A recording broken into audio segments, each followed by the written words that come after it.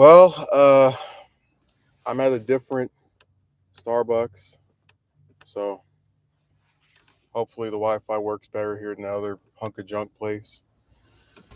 Today is I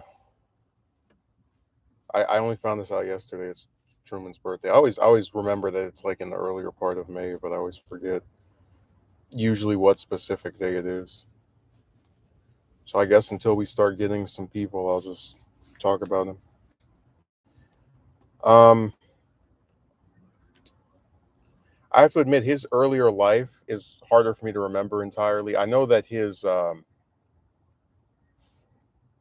time before assuming the presidency was fairly eventful because he was a late starter in politics. He didn't get involved until like 50.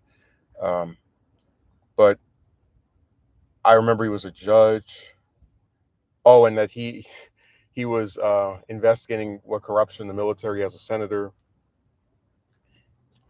And most notoriously, I remember that he was not FDR's first VP, which is actually something I think is interesting. Like we're in this era where we're just like, I guess with me, I'm so used to somebody, whether they have a 4 year, 8 year term, they have the same person as VP. So it's always crazy to just think that FDR had three. But he replaced John Nance Gardner, who had run against Roosevelt to try and get us try to stop him getting a third term during the height of World War II. And he only was VP for 82 days. And he really hated the job. He said it was pretty much just this thing where all you do is go to weddings and funerals.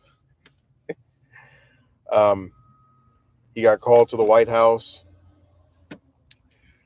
on, what was that, April 12th of 1945, and expected to meet FDR, but instead met the current First Lady at the time, Eleanor Roosevelt, who informed him that the president was dead. He asked her if there was anything that he could do for her, and she asked him if there was anything they could do for him because he was the one in trouble now.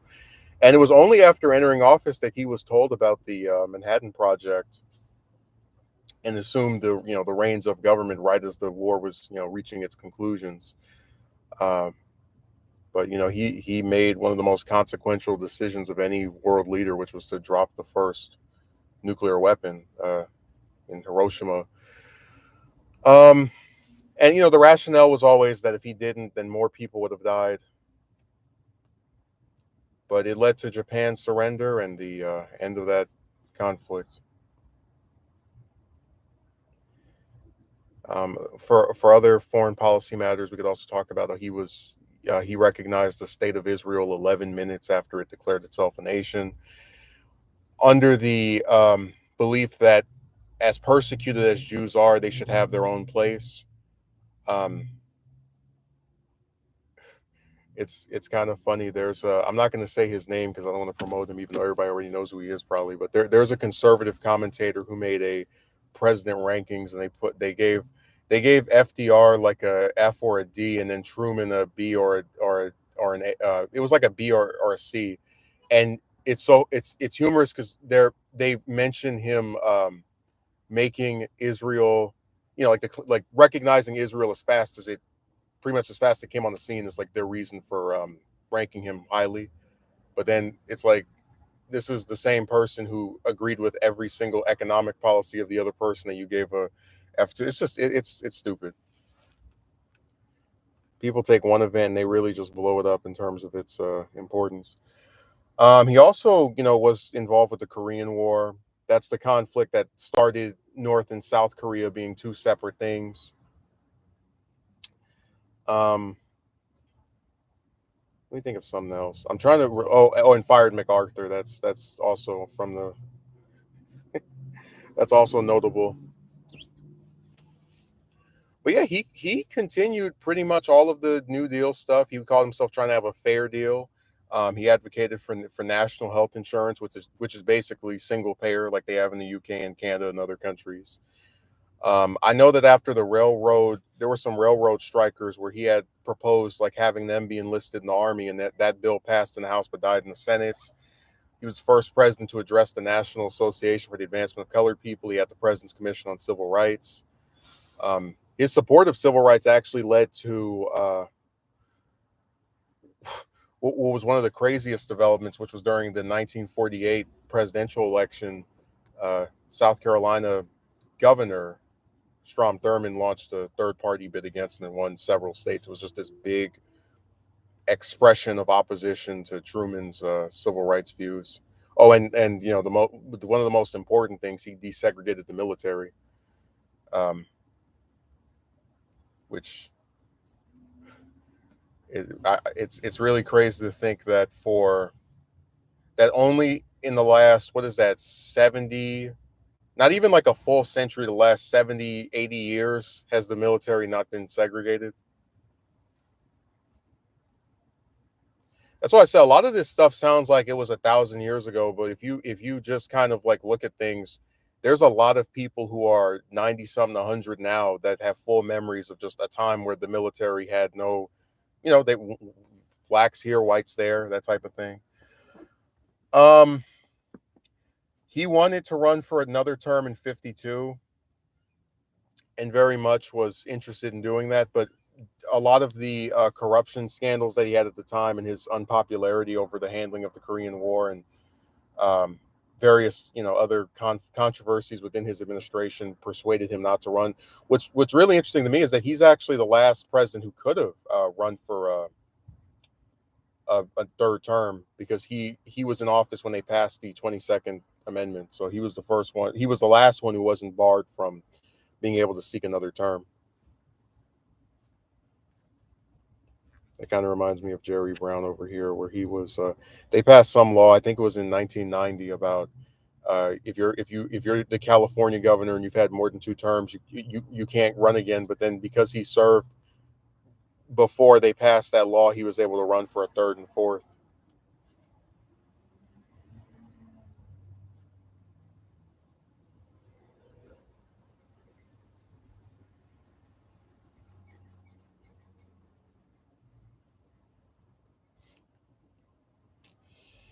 Yeah, I would say in his post presidency, which was just barely under 20 years, the most two notable things were probably the fact that he lived in, I won't call it abject poverty, but he was not well off at all. He had to move in with his mother-in-law. And that's because back then presidents didn't have a guaranteed pension. So you could realistically hold the highest office in the land and then just kind of slip back into having to go work some job every day to be able to take care of yourself, which I think is really nuts, but that's how it was. Um, and he was also there when, Johnson signed Medicare into law, and he and his wife were the first ones to get the cards that gave them that insurance. Uh, but in terms of like presidential politics, he was very much a critic of Eisenhower, which you can imagine that's like a par for the course, where pretty much anyone who's from the opposing party that gets succeeded by the other person's party will talk trash about them.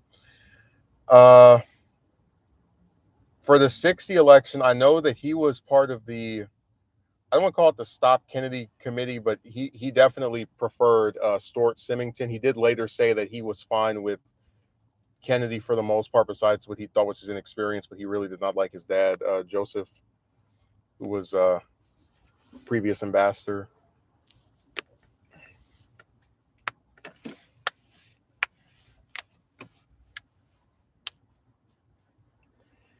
Um, I always remember the fact that like he died. It was the date I always remember because it's actually the birthday of someone who I was very close to. But he died in December of 1972, which was like right around the time that the presidential election of that year was going on. And it's interesting that he left office with this extremely low approval rating. But then as early as 10 years later, and really as early as like right after he died, there started to be this rehabilitation of his image, because he was considered to be a very honest person. And like when you contrast that with Watergate and a lot of the you know BS that was being shuffled at that point, it really made him look very nice. I think deservedly so. So yeah, he'll always be one of my favorites. Mm.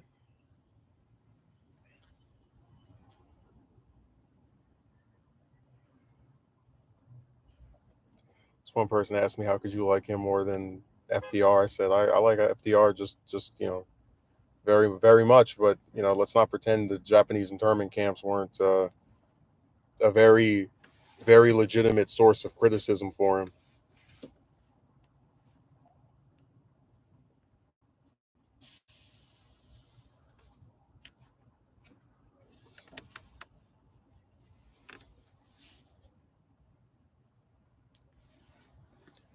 I think I gave a pretty good recap.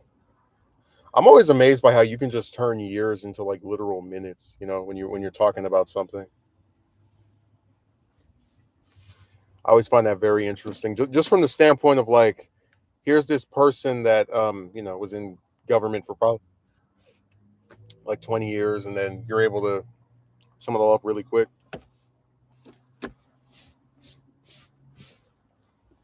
That's why I said history classes to me are so pathetic in terms of just how little you learn from them, because a lot of this stuff you don't even have to be a really, because like I'm not asking for people to go and read some, you know 500, 600, 700, 800, 900 page book on any of these people, even though that's something I probably would try to do. um but it's like, just know, like basic facts about the person is what drives me crazy. And I even said that, like, I remember at the height of the documentary era, which was like 2018, 19 for me, when I was like really trying to make those. I came across a realization, which was that the purpose of making those was so that people who didn't want to read all these different books could kind of like go to this one giant video and learn everything. But really, what's the point of even doing that if you're just going to have people who feel like, I mean, I'll put it this way. If I realistically could do a documentary on somebody, just any historical figure, and it could get a million views. Now, I don't think it would, but it could get a million views, and I could call myself very happy because people are seeing it and whatever. But if there's still millions and millions and millions and millions and millions of people who don't know who this is, who barely know anything about this person, then what's the point? It all just feels so, and I know, like, you shouldn't, because like I did come to a conclusion where I said I'd rather teach one person than not teach anyone at all. But it still is frustrating that you can like go out of your way to try and simplify stuff and put information in pretty much every conceivable way for someone to get it, and they still don't.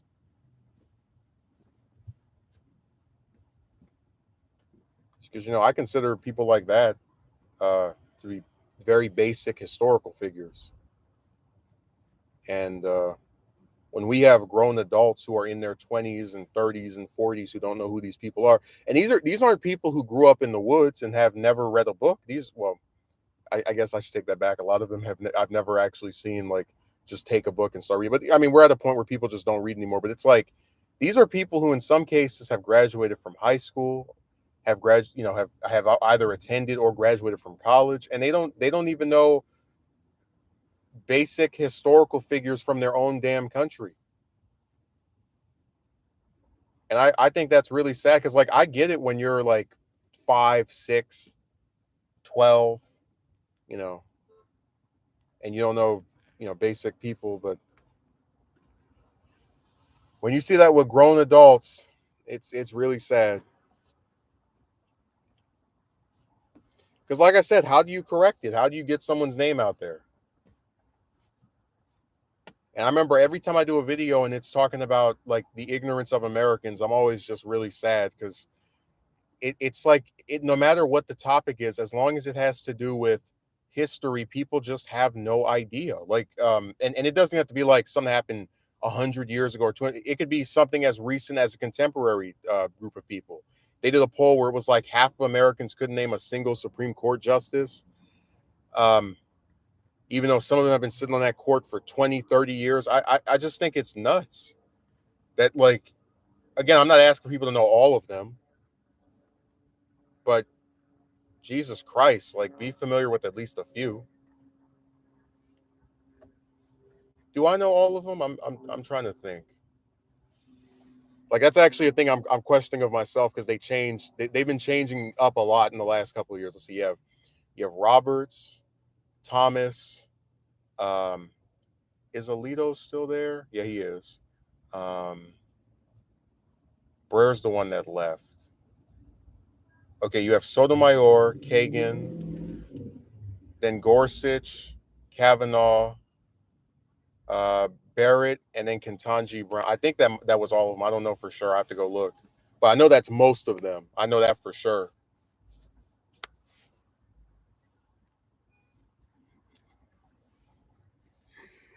I was just thinking it's funny where we're like, oh, we just want people to know like about half the presidents, at least know the modern ones, right? Like all the ones after Hoover. But honestly, uh, if we're being like an extra prick, we would be like, all right, name all the Supreme Court justices per president. Oh, that would be awful.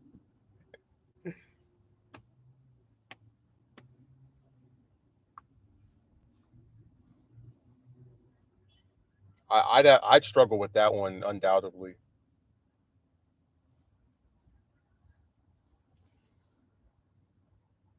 But that's more so due to the fact that with some of them, it's not like they just put one person on there. They put two, three, four. In the case of Taft, like seven or eight. I mean, it's so that in that case, I guess maybe I'm more sympathetic because that is like way more people to know. But whatever.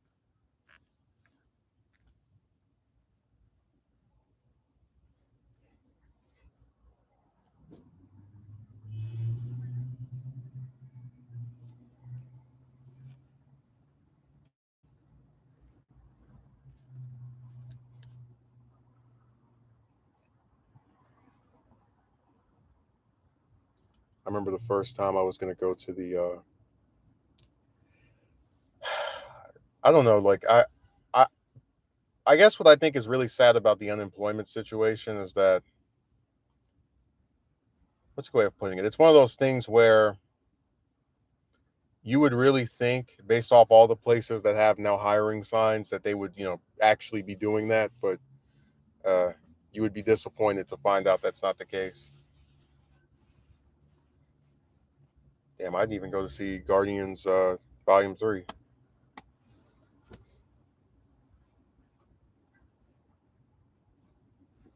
Still shocked it took 6 years for us to finally get that.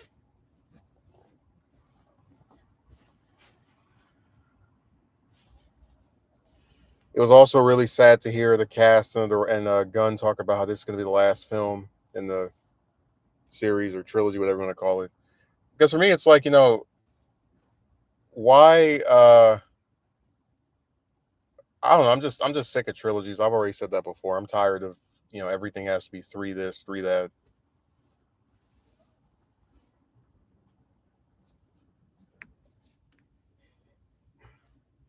Kind of reminds me a little bit of the Dark Knight, where like when the first one came out, they were like, "This is a new beginning of a new Batman series," and then Dark Knight comes out, and everybody's like, "Oh, this is amazing. We'll continue the series," and then Ledger passes before it comes out. So then they're like, "All right, well." No one's like, I don't even want to make another one. And he's like, all right, I'll make a third one, but it'll be the last one. Everything has to be three.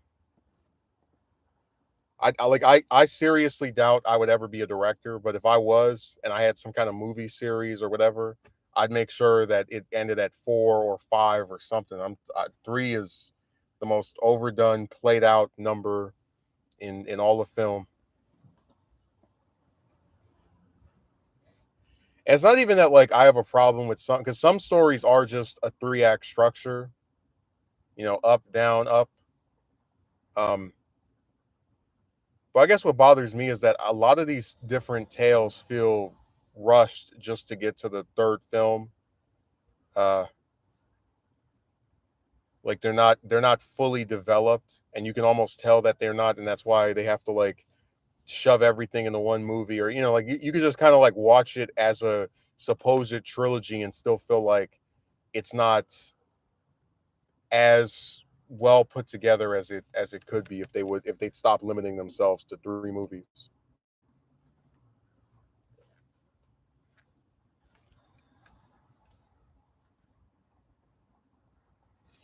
But we had this conversation before about like the what was at the time the snap and Endgame and how you had all this character development that happened off screen, and it's not because that stuff didn't matter and it's okay with us being told it instead of seeing it. No, because the actors went out of their contracts, and they all agreed to this last movie, so they have to shove everything in this one film to try and tie it up with a nice little bow, and they just don't have enough time.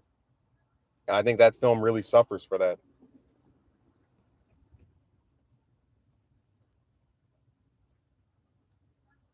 Like I said, I think Infinity War would have been infinite, like not even Infinity War, but just Endgame would have been infinitely better if they got all the original actors from the first Avengers film to just commit to one solo movie each, and then all the stuff that happens in Endgame would be much more properly explained. So I said you don't even need to give somebody another trilogy, just one more film for each one of them. These can all be filmed by six different directors who have to follow the same kind of guidelines and rules, because they all, for the most part, split from each other. So it's not like, maybe at most somebody will have a cameo in someone else's movie, but for the most part, these are six separate stories that are all, kind of like going into detail about the snap.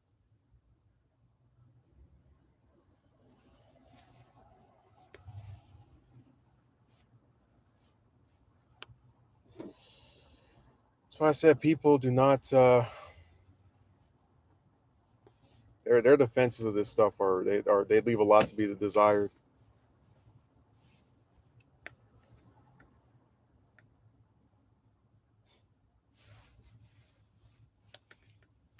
Let me see if the internet is acting up, because we saw what happened last. Well, I saw what happened last Saturday.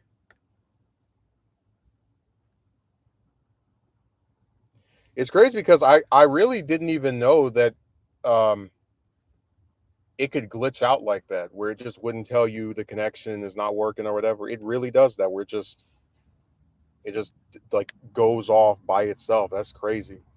Okay, so it says we're good. No, that's nuts.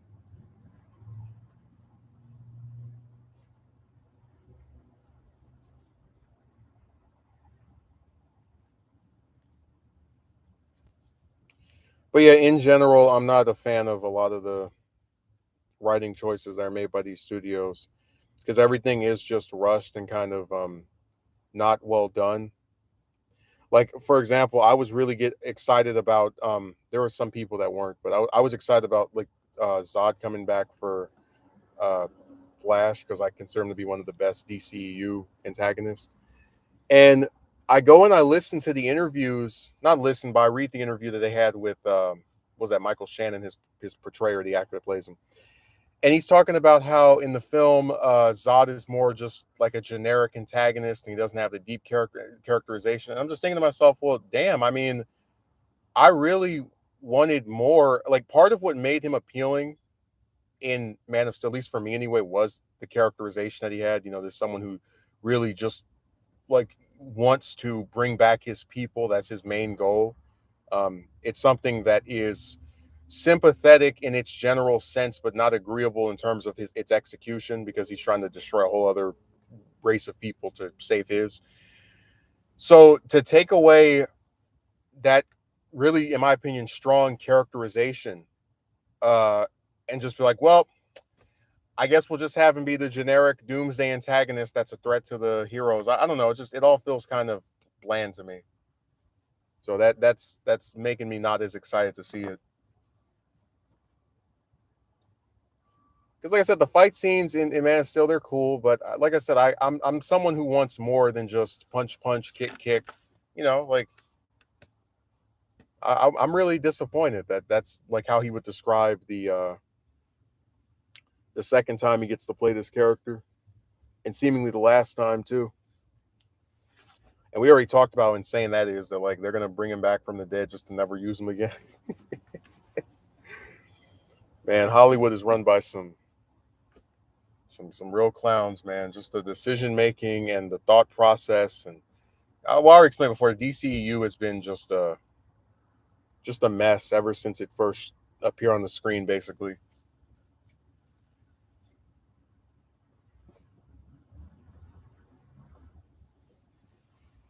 So yeah, I'm definitely not excited for that depiction.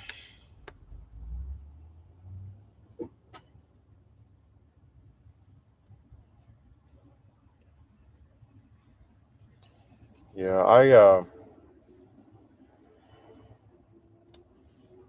I really just don't like when writers when one writer comes up with something and another one's like, nah, because a lot of times you can see what the a first writer wanted, and then the second one just kind of, you know, shot down the idea or messed with it or botched it.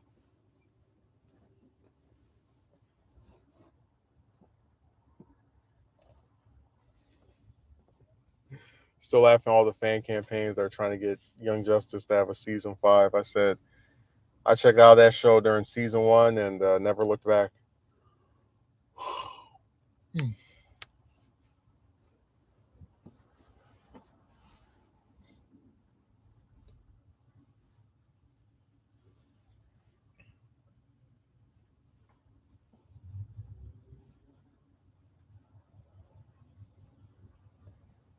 This one person said they would like a show where it's what's the way of putting it? It's like it follows all the future leaders of a country at the same time. Um, but it's how do I explain it? It's one of those things where it cuts a lot to different sequences, but they're all in chronological order of each other. And it kind of just shows this crash course of these people who are going to end up taking the reins of government or power at some point.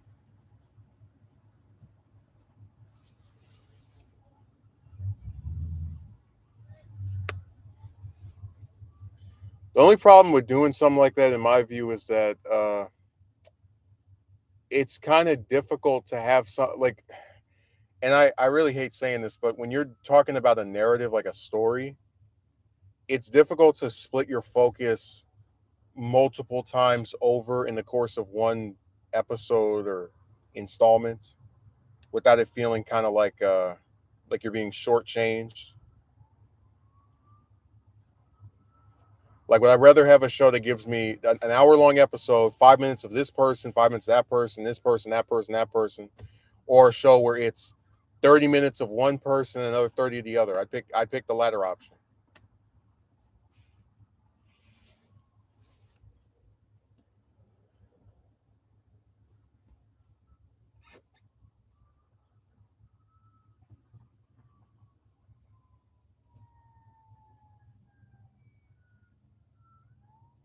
Person was not kidding when they said when someone becomes homeless, it really is like you just don't care anymore. Uh, Not even about like breaking the law or anything, just from the standpoint of, oh, here's this person that's looking at me a certain way because they see me like sleeping in their car. Like, oh well.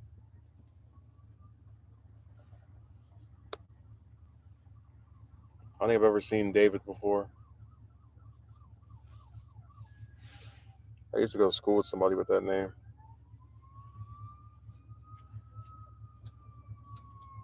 I had these classmates. They would always ask him, "Where's Goliath?" Which was really kind of ironic because a lot of them don't even read the Bible. They just know of that story from the I guess the major characters involved.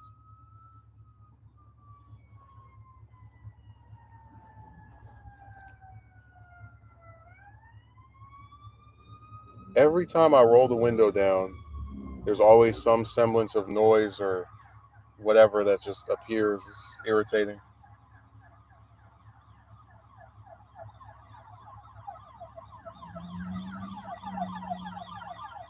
And of course, the fire truck is moving as slow as possible. That's what I think is really crazy. Like that, they have the permission to basically just obfuscate traffic, and then they're moving at like a snail's pace. So, what's the point of giving them that permission or that ability if they're just going to move really slowly?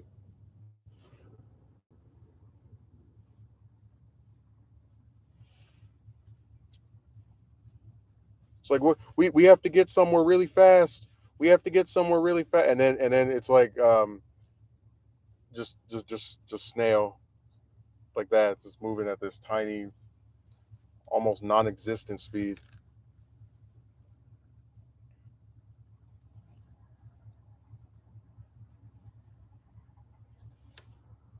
Oh no, let me see if something happened.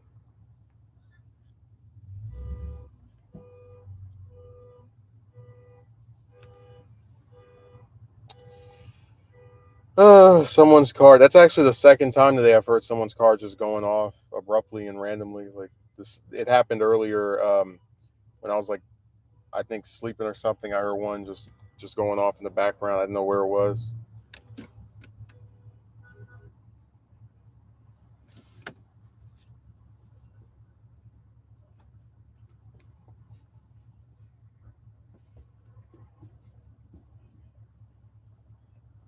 A lot of people have their stuff just going off,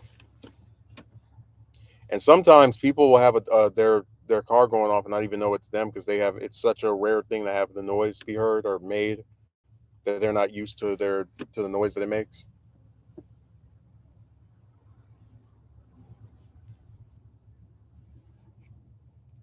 That's really crazy. So on Saturday the Wi-Fi acts up and people show up, and then on Monday the Wi-Fi is good but people don't show up. That's man, you just can't win when you stream.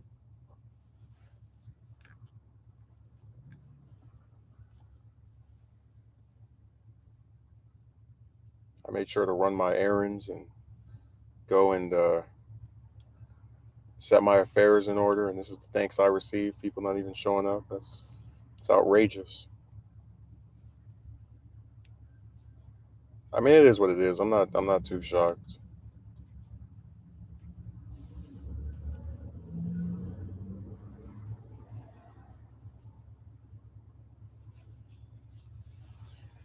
Yeah, I had this one book on Truman that his daughter wrote, Margaret, and I never got to read it because I was reading other stuff, and then it's still over at the place. So damn. But even then, it's like I couldn't read all today anyway.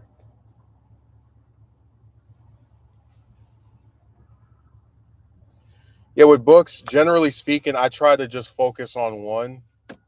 Because when I get caught up in like, oh, I'm on page 160 of this and page 300 of that, a lot of times what end up happening is I just stop reading that altogether and move to something else. So I'm more likely to finish a book if it's the only one I'm reading. There's nothing else being read simultaneously. I'm kind of like that with shows too, where I'll watch a show and then it'll be the only, I guess people call it binge watching. Because if I start focusing on some other thing or trying to see this other crap, then it's gonna backfire and make it to where nothing is seeable.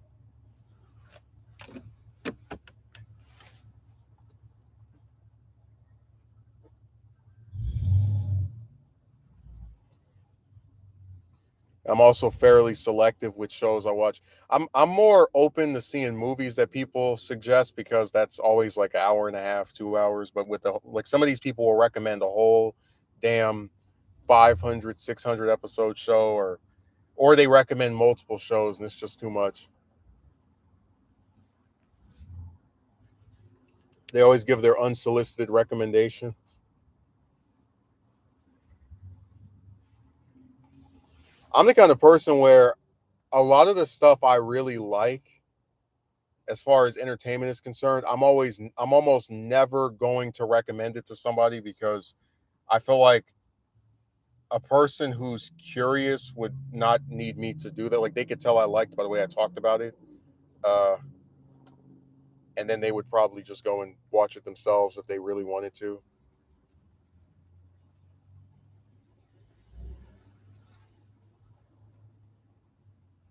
But yeah, generally speaking with shows and movies, I remember like last year was the worst time to be into stuff. I think it was like last year, year before, because I had this one guy. He would it was like anything that came out that was from Japan, he would recommend. He'd be like, "Go watch One Punch Man. Go watch Vinland Saga. Go watch Jujutsu Kaisen. Go watch um, what was the other one? I'm trying to remember. There's another one. Um, there's some other show that he was like throwing out, but I just got so irritated because I'm like, dude, I don't have the time nor the desire to go and watch and read all these different series. And the problem is every like when you're someone who recommends a show and then you start recommending five, six, seven, eight, nine other ones, it's like, well, hell, you think everything that's coming out is good, so I might as well just not even It's like they cancel each other out, you know.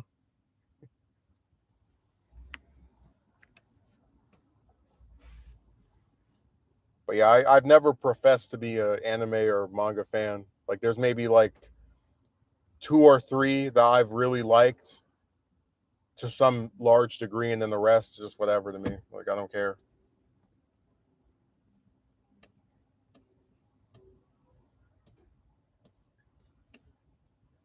I guess I look at it like this: if I were someone from, let's say, I don't know, just throughout the country, just like, let's say I'm from the Philippines, or I'm from some other country where they have their own shows and movies, whatever. Um, and there's like three or four shows from America that I think are really nice or really funny. I'm entertained by whatever. Um, I would not then call myself a fan of American television because three or four shows from somewhere else really is not that much. Because in the US, we have hundreds and hundreds and hundreds of shows that have been made throughout history, and they're even coming out today.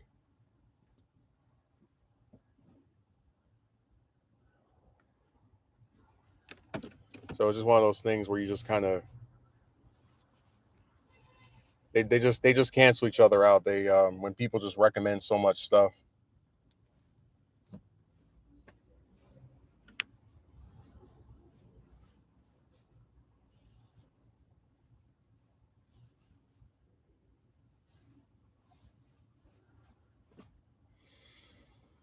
Oh man, what a week! Still can't believe it's now just barely been 24. Excuse me, 100 plus hours or a full week since that thing happened on Monday morning.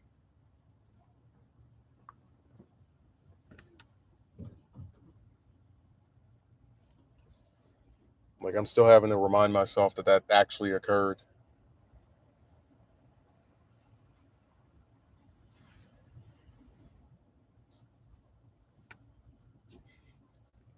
I had this one relative that drank coffee pretty much every damn day, like all the time.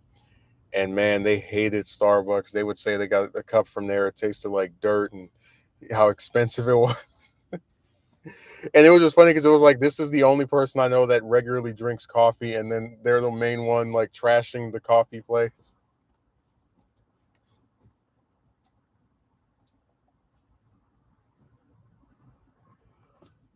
I just thought that was entertaining. To like, like, you would think they'd be the main one endorsing them, but it's the reverse.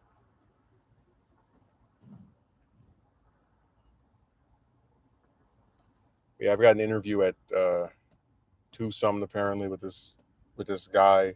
One of the ones I mentioned on Saturday that was supposed to meet me at a certain time on stupid Zoom and then didn't. Because you can never trust people anymore when they tell you that they're gonna talk to you at a certain time. Uh, then there was another. What's the other one? There's another place that's like tomorrow. And I remember being really irritated because when I first signed up for that thing, I was like, "You guys are really gonna take a whole week just to interview me?" Like I said, at a certain point, I just get jaded with the whole experience of like just going from, and that's why I said last week was so frustrating because when you know that you went out of your way to try and get hired by one of these bastards and they just kept kind of like playing with you and wasting your time, and then you get the consequence of it, which is this person, you know, asking you for $500,000 uh, after only having you pay 100 before, then it all just lines up to be just trash. Just nothing good comes out of it.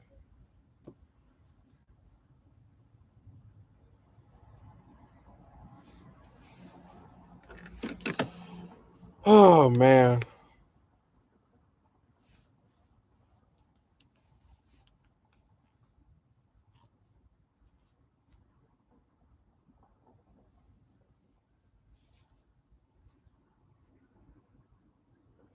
But yeah, it's hard to be a fan of a lot of this stuff, I tell you.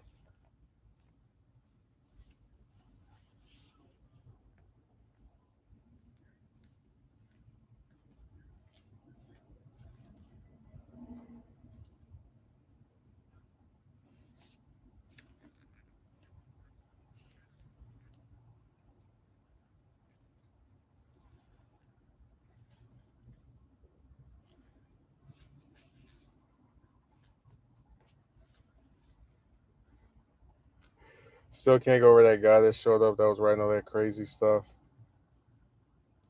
I'm not even joking. Every time there's a stream that's about like unemployment or whatever, it always feels like through the grace of some higher deity, they just materialize a person that appears in my chat and is like, "Did you do this? Did you do that? Did you do this? Did you do that? Did you do this?" They ask like 900 questions. A lot of times I don't even feel like answering because my thing is, what's the point? They're just gonna blame you anyway.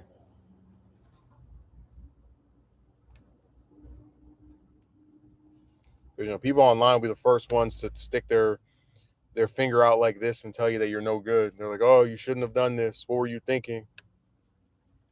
You are a bad person." That's why I said like actually speaking to them just seems like a waste of time to me.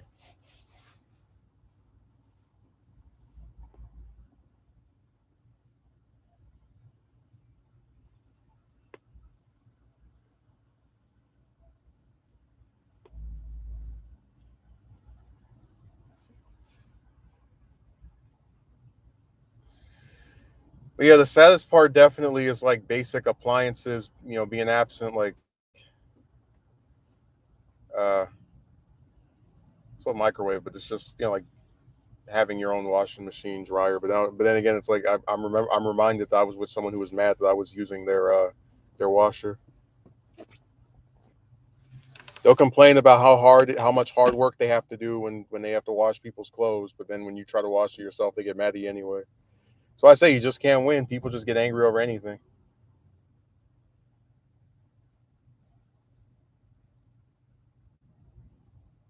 I mean, it's really nuts.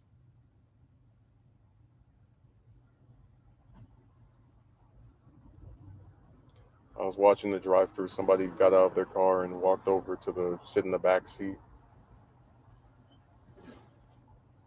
I actually thought at first they were going to call themselves confronting someone behind them because I saw that happen when I was driving over kind of like by a highway, and this guy got out of his car. He was behind somebody else. He got out of his car and came up to the man and said, what was it again?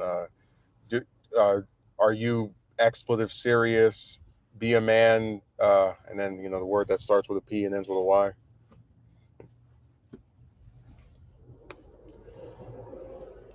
But I was just astonished by like for me, there are times where I'm angry at things that drivers do. Uh, some people don't signal when they turn into a lane, and that can almost cause you to hit them. Some people, they go in a spot that you want to sit in or whatever, just little different stuff that. But I never. I feel like because we live in such a gun populated country, and also because I really don't see myself as being that confrontational of a person. Uh, I'm less inclined to say anything or to like openly try to like do something that I feel that can escalate a conflict beyond. Which is why I said that like a lot of times when people like react a certain way while I'm driving, I try to like not even look at them. Like I don't even respond back verbally or non-verbally because, like I said, you don't know what people have in these damn cars. So I just stay away from any of the conflicts. It's too much. It's too much. It's dangerous. There's a lot of violence to possibly be had if the more you get yourself involved with this stuff. Yep, watch out. People want you to give them a reason to act out. Well, that's why I was so disgusted with my friend when I was driving with him, and we like I pulled in the lane in front of some person, and he put out his middle finger at them and from the to like I guess like turn back and put out his middle finger, and I told him, if you because I said don't do that again, um, again because somebody could easily after you do that pull out a weapon and fire and shoot both of us, right? Um, but then when he tried to like not really take me saying, "Hey, don't do this," serious, I was like, "Look, if you do that again, I'm not driving you anymore. If you want to sit there and flick people off and stick your tongue out at them. You know, you do that while you drive, not while I'm the driver, because I'm not trying to get assassinated over switching lanes. You know, but that's why I said people just have this extremely nonchalant um desire to like not protect themselves. It's really sad. You know, I did a video. I think it was 46% of all American households have a gun in them. So that means that almost half the people you encounter, if you live in the United States, live in a home where there's a gun. And it's like he really doesn't understand why I don't want uh, somebody to be flicked off over a space in the lane or whatever. It's just people. So I said those who don't know statistics, I think, are more inclined to do that kind of goofy stuff. Like their ignorance allows them to kind of just be like, oh, whatever, I can just flick people off, like we did 30 years ago. But no, too many weapons now. Any slight provocation that you might possibly have, you always have to be mindful. Now, see, when people do stuff online, that's different because you're not physically in front of the person, which is why a lot of these guys have the courage to come and write all kind of, gross stuff towards people they don't like. But when you're in front of someone or next to them, like, within real life, I try as hard as I can to not start anything with these people.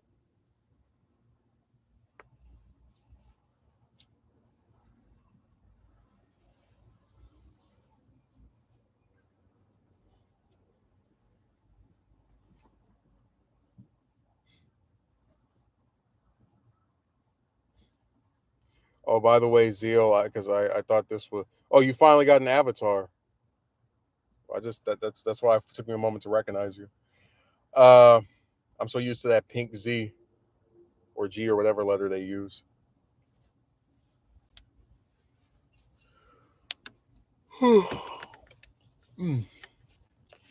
One of my favorite lines that those guys like to throw around is the oh, you need to.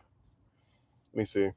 I agree, it's very different, and we have the stats to prove it, and the survey up 24/7. It's not even just like it being different. It's that we can actually prove with data that there are a lot of people that live in the US who have firearms.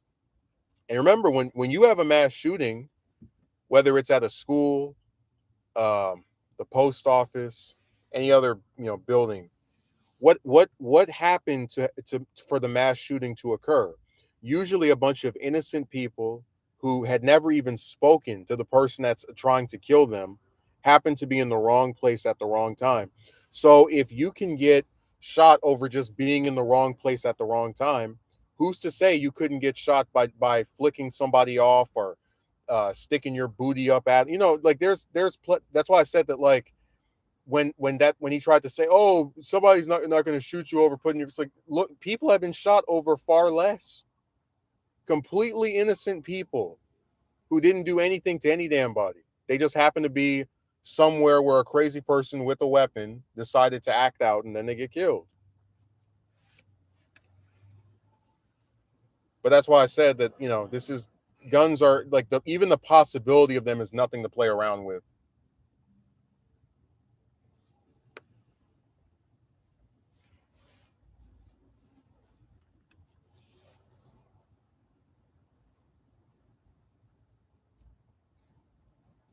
This is the firearm era.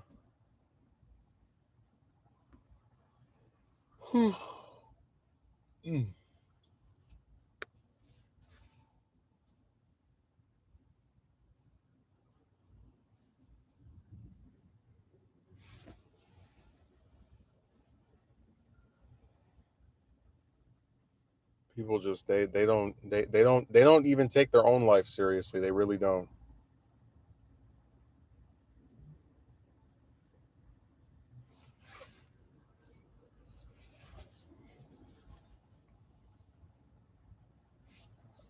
Like I said, I still can't believe I had to actually. Well, what incensed me was that I said don't do that, because I feel like that's a courtesy you would pay a driver. Like, hey, if you're in the car and I'm driving, some people will say don't smoke, whatever. It's like, All I ask is that you not try to um, badger or otherwise make any sort of invocative behavior toward people that I drive past, and that person. It took them a while to agree to my terms.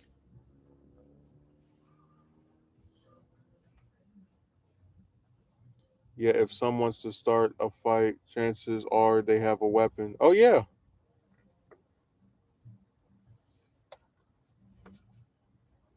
Like I said, a lot of these states don't have background checks, so you really could have someone who's just like, I want to shoot somebody, and they go and they're like, they let's say they live in California, they drive to Nevada or Arizona, they get their weapon, and then they just have it sitting up in their car or in their house, and the first person that like talks back to them or tries to have an argument with them, guess what they're pulling out on them? Like I said, you don't know what's in people's hearts, you don't know what's in their arsenal. I mean, it's just you'd have to have a death wish at this point to try and provoke people.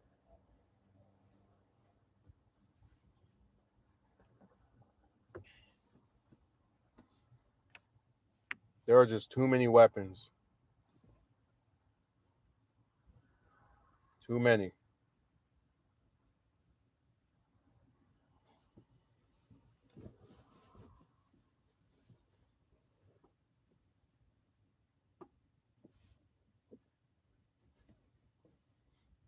Yeah, you can't. You don't know what's gonna happen with these people. They're crazy. And like I said, anytime you start thinking, "Oh, they wouldn't do this to me because I did this," just remember all those mass shootings.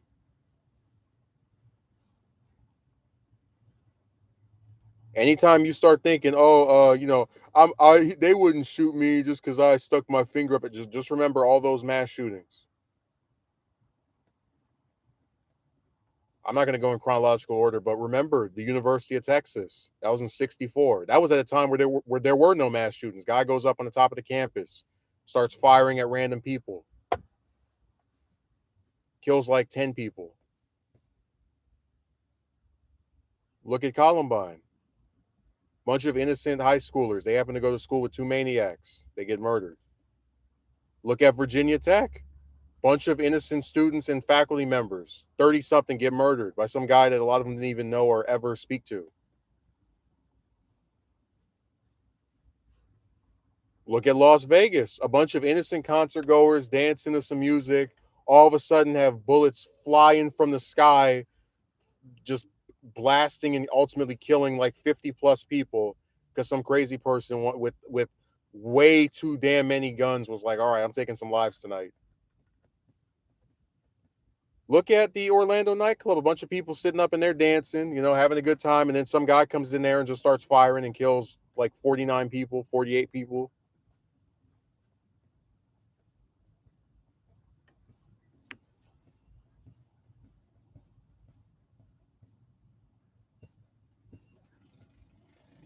Look at Stoneman Douglas.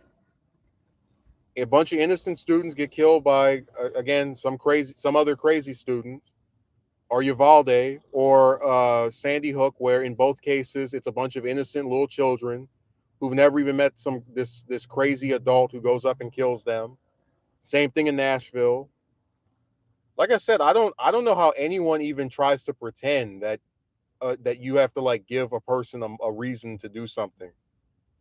Like what a joke.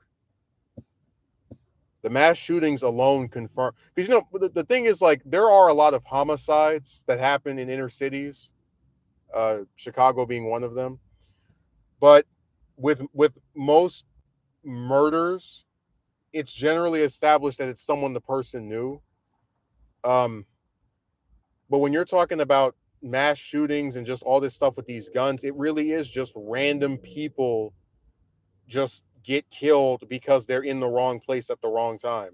That's ultimately what the true motive is. And most of these people are off their medications.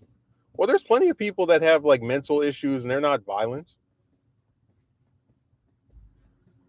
But the US does a really poor job of actually treating mental health. Like you don't really have counselors and other types of individuals that are, because remember we established that people, for the most part, don't care about each other. And they especially don't care about men, which is why most mass shooters tend to be male. Most homeless people are male.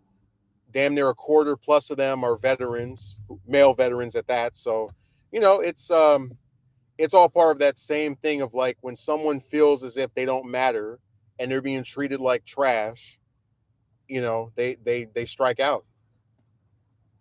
They know that's the one way they'll be listened to. Not justifying it, it's just I'm just saying that we do a really bad job with addressing mental health. And then when we other people end up paying the price for our government's failures. And what do the politicians do every time one of these things happens? Oh, we need thoughts and prayers, mental health. Then they pass nothing having to do with mental health. Then they wait for another one to happen. And then if you say anything about wanting to actually change the laws to prevent this from to try to prevent this from happening, you are politicizing a tragedy. That's the excuse that they give us, though. And when you vets on the streets, the system is bad. Well, that's why that one person came on stream talking about, have you thought of joining the army or air force? Like, dude, people who join the military thinking that they're going to get these benefits or whatever, they go through something while they're there, whether it's through a deployment, whether it's through their training, whatever, that leaves them scarred. Remember, less than 1% of all Americans are in the military, but veterans make up over a quarter of all the homeless people in the US, which means that when you join the military, whether you're joining the Air Force, the Navy, whatever, you are heightening the chances that you are going to come back to the US after your deployment, after you've been discharged, and be homeless. That's just a fact. That's a statistic that we can prove. You are not doing yourself any favors, and in fact, they're giving yourself a detriment by joining the military under the impression that it's going to um, provide you with some kind of financial stability. Quite the opposite.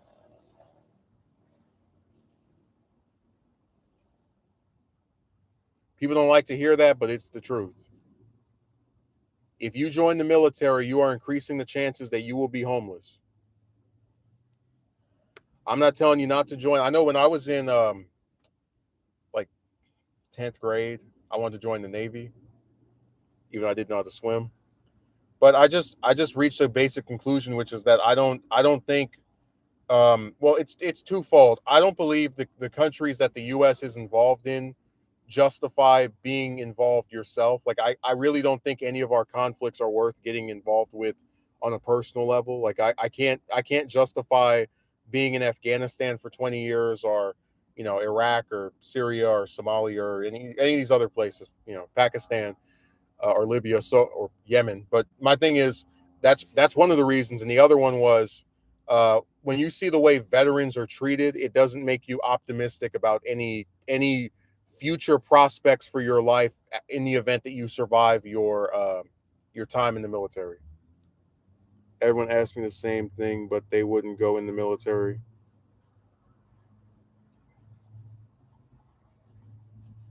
All I'm saying is it's really not all it's cracked up to be. It sounds good on paper, but in execution,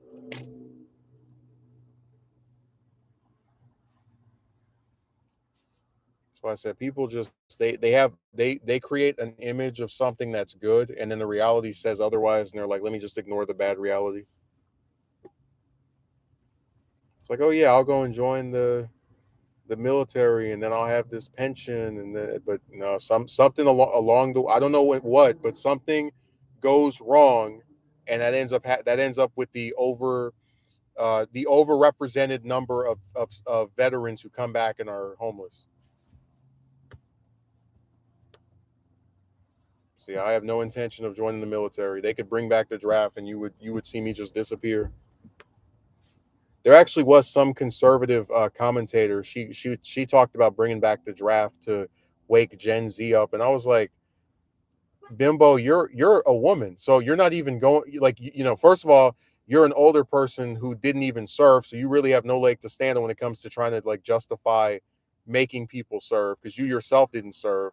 your gender would disqualify you from even being registered for that. And that goes back to another thing where it's like, if we're such this equal, fair society where men and women are equal to each other, why the hell, if you're a male, do you have to be part of this service that can select you to go and serve in their see, like that's why I said that too much stuff is geared against men for me to even want to partake in any of the military stuff at all.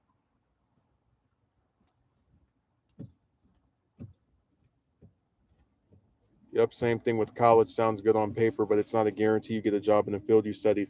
Well, remember, it's not even just that. I mean, some people go to college, they get a degree, and they go and get a profession that has nothing to do with their degree.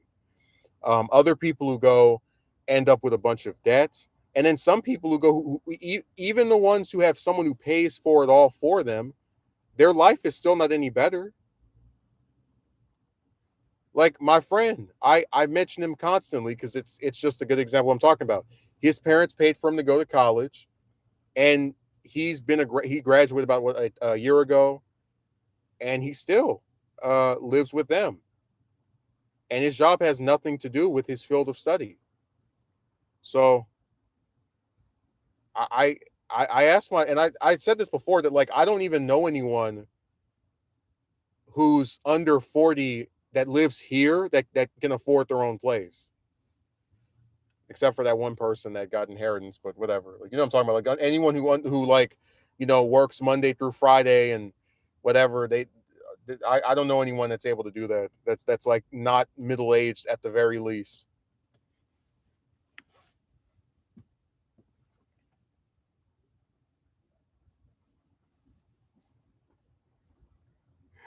I told you, man, it's just such a joke. The stuff people tell you and what you actually see. I've yet to meet one person that is under 40 that can afford to live by themselves out here. That didn't get like some kind of handout from their parents. People always want to talk about the handouts you get from the government. It's like, look at the handouts you get from people you're related to.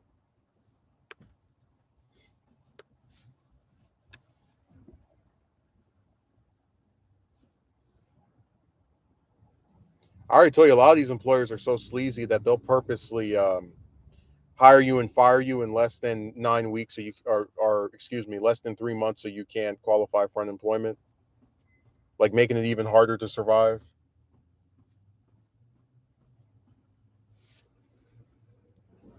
Yeah, the only job offer I had this whole year was the one from that place I worked last year, and they only wanted me to work for 6 days.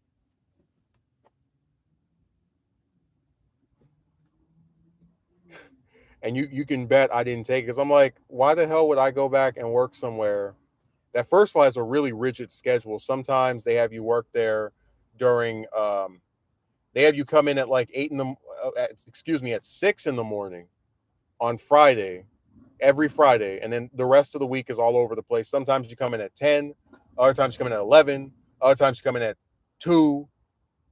Just it's really bad.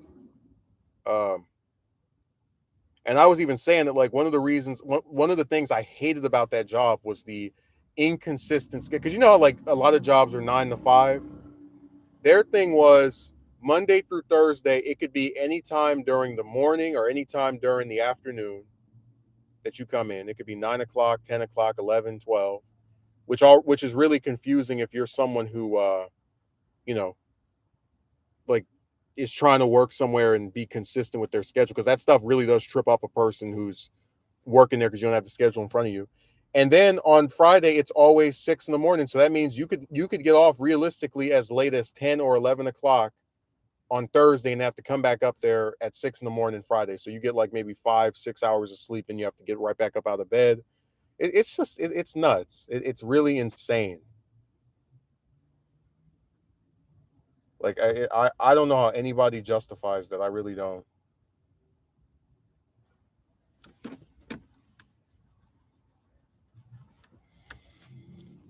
Man. So yeah, that was the worst part of that job, because I would hate that so much. Where like I would go to sleep. It'd be like 9, 10. You get home, it's like 9, 10 o'clock. You get maybe 1 hour to actually do stuff that's fun after working all day. And then after that, you go to sleep, and even if you go to sleep right when you get there, you still don't have a full 8 hours, and then you have to get up at 5 to catch the to like or 5 something to get there on time. And then a lot of times the people who work there are they don't even show up on time. Like the people who are above you show up late to their own damn job. And because you don't have a key, you'll be sitting outside in the cold. Sometimes it's raining. It was awful. Every Friday was like something out of hell. Like I really there are things about that job I liked. But that whole like thing of Friday, whatever, I don't I hated it. I thought it was awful. And like I said, it really just comes down to the schedules not being consistent. Because if the schedule was consistent, we could get into a pattern of like, okay, here's one day you'll do this, and then the next day it's the same thing. Because if it was 11 to 5 every, Monday through Friday, I wouldn't have been bothered. I wouldn't have, been upset at all. But when you keep switching and changing it and flipping it, it's bad.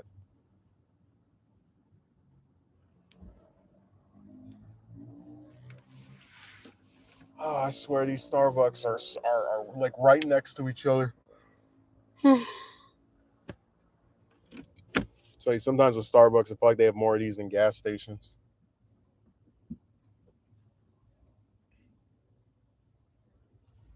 Yeah, but they get angry when you're late and you're the one. Oh, and you're the boss. You can make the rules. Yeah, but they don't even follow their own rules. Is what I'm getting at. Like they're late to their own job. They're not even on time to the thing they're trying to admonish you for not being on time to. Is what I'm saying.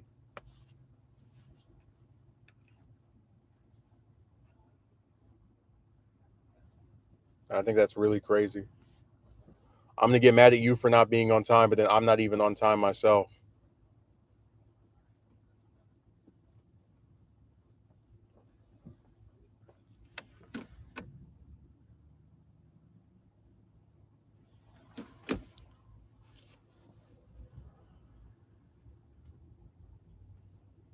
Yeah, actually, so it looks bad on them. I'm telling you, one day I went to that job. They didn't get there for almost 20 minutes.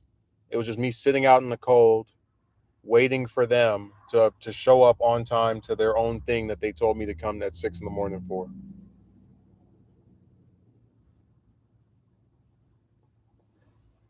And I remember this one guy who worked in the same building. He was like, "Oh, well, it's fine because you're getting paid one way or the other." It's like, dude, I don't want to just sit out in the cold for 5 or 6 or 7 or 8 hours. Oh, I know it doesn't matter, but it's like that's my point that they show up late to their own thing while expecting punctuality from you, and it just makes them look like jokes.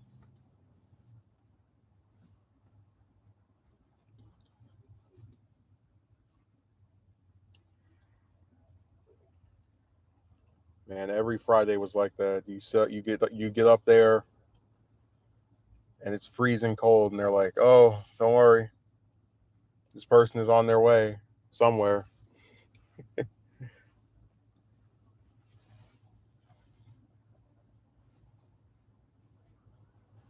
They'll be here eventually."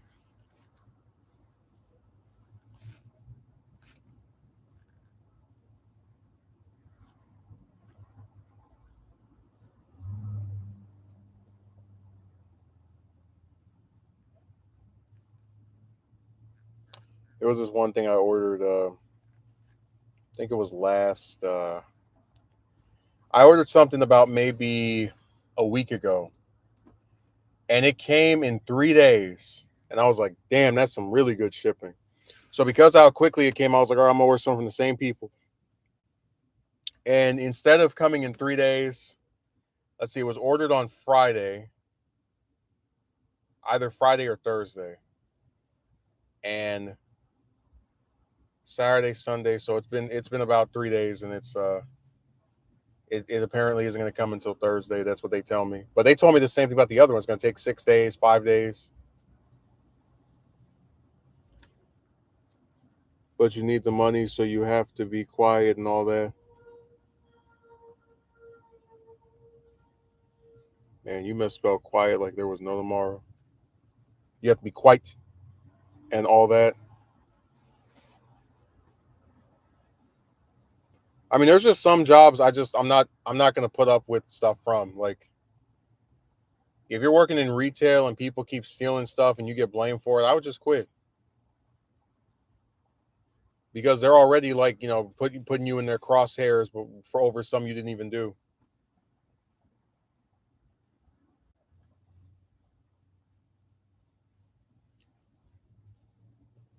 If you work at some restaurant and the manager is like getting mad at you for not being able to make stuff and threatening, even though they knew you didn't know how to do this when they hired you, that's why you said you had no experience with this, and like starts threatening to fire you over not knowing how to do something in 1 week, I would quit.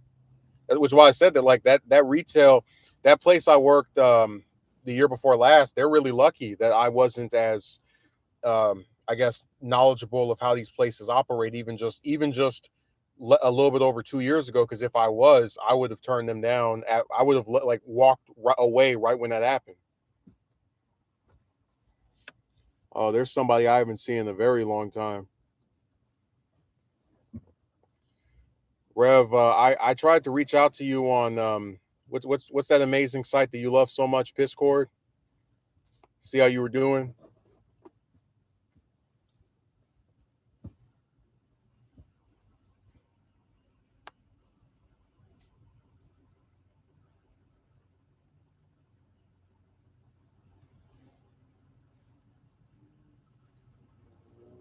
I haven't seen Rev in so long. I'm almost tempted to start dancing.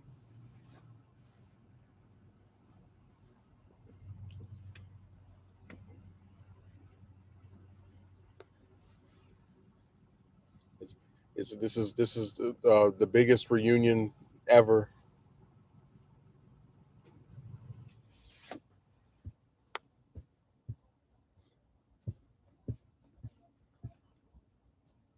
No, a lot of stuff isn't worth the hassle to deal with.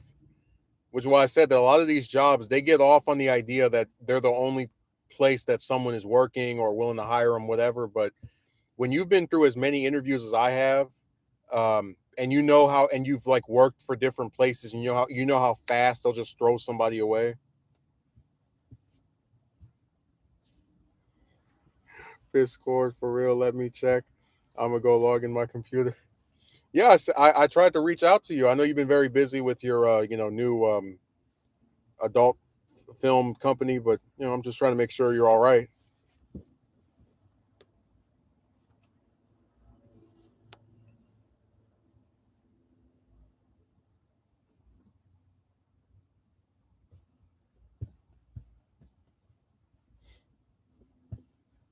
Let me see.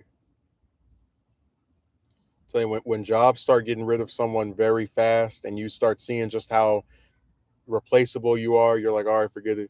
You honestly lose huge at that point. Well, what I'm getting at it conveying is they try to make you scared because they're like, if I get fired by this place, who will ever hire me?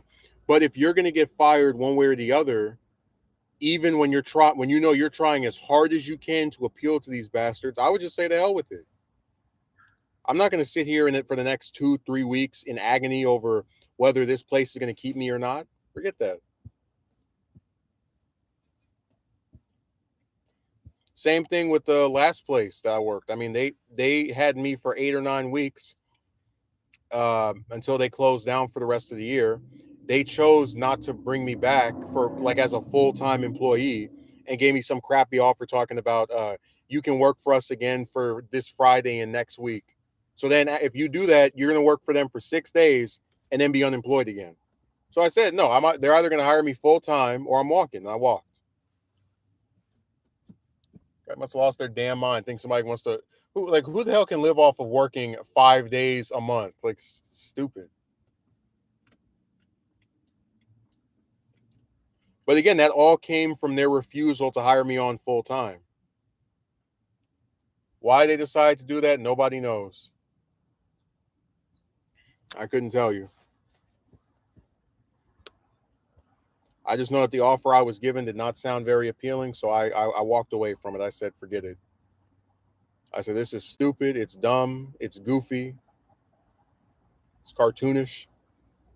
It's buffoonish. Just it's just not a worthy investment of my time or energy.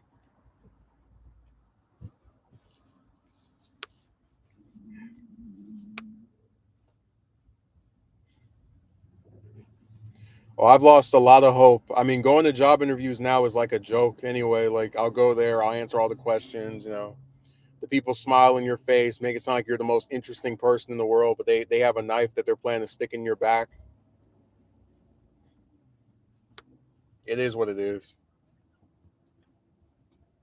Sad thing is that the individual values mean absolutely nothing for these crappy jobs. They only care about making a quick buck from whoever they can use the most. And a lot of them do slick tactics to screw you over even more. Like, they hire people part time when the person is saying they want to work full time.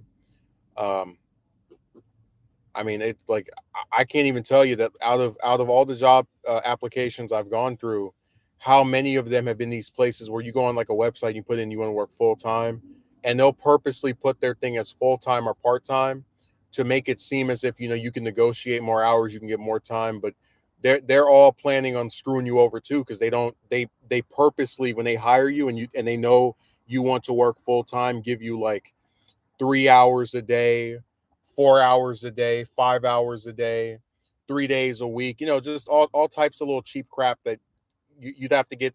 You'd either have to get two jobs or just go work somewhere else. I mean, it's nuts. These employers are some damn clowns, man.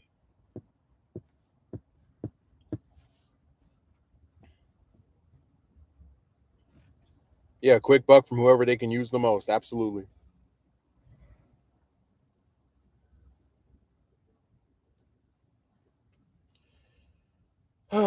Man, I tell you, these places are just the worst. Is that thing being reflected off of?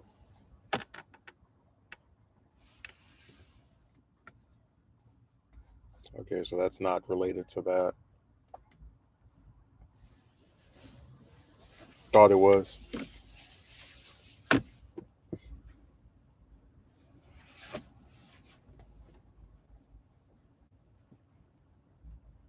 And the worst part is a lot of these jobs even have people who work for them online. Like Grand Zeal, for example, he used to come on here and he used to be the most anti-job person ever. He would talk about all these places that hire and fire people, but then now look at him. He's taking big bucks from Starbucks and these other, different um, institutions, and now he's defending them and he's saying, "Hey, that's life, and you got to get over it."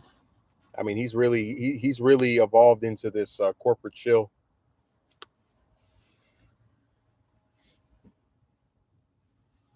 We watched the deterioration of Grand Zeal in real time. I don't think we've ever seen someone fall so far.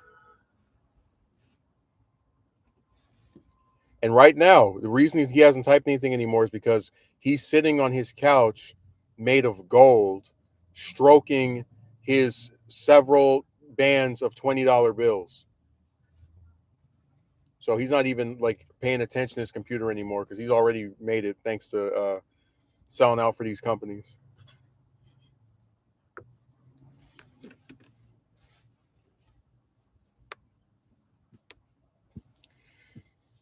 Now Zeal was called out, so now he's put the several stacks of $20 bills on the platinum stove that he has, just hoping. And he doesn't even care if they get burned up because he has another several of those waiting in his in the back of his house. But it's like it's really crazy that he used to be someone who was anti corporation, and now he's one of their biggest ardent supporters. Yeah, like you ain't gonna try hearing that. So many blank jobs everywhere, and the worst thing is that they're not even consistent. You can literally be cut anytime. And Rev, understand in America we have this thing where you can file for unemployment. You get a check for being unemployed because that you had proof that you worked. These jobs are so duplicitous that they will ignore the 3 month period that you're supposed to be on probation. That's when they're supposed to determine if they want to keep you on or not, and get rid of you in like 2 to 4 weeks instead, so that you can't qualify for unemployment. Some real bastards, man.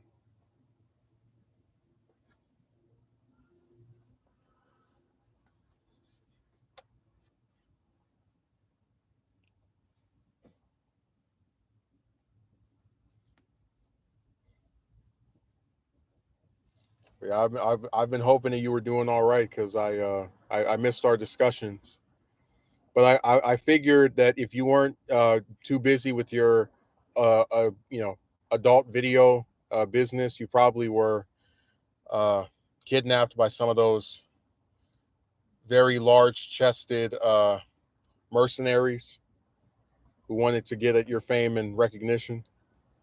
Talk about being a cheapskate to the highest degree. And the sad part is they're not even the ones who pay you for that time that you're like on unemployment. They just want to spite you even more. Like they really are giving you a middle finger on top of fire. And you're like, all right, we're gonna make sure that not only can you not work here anymore, but you can't even file for unemployment because they're bastards.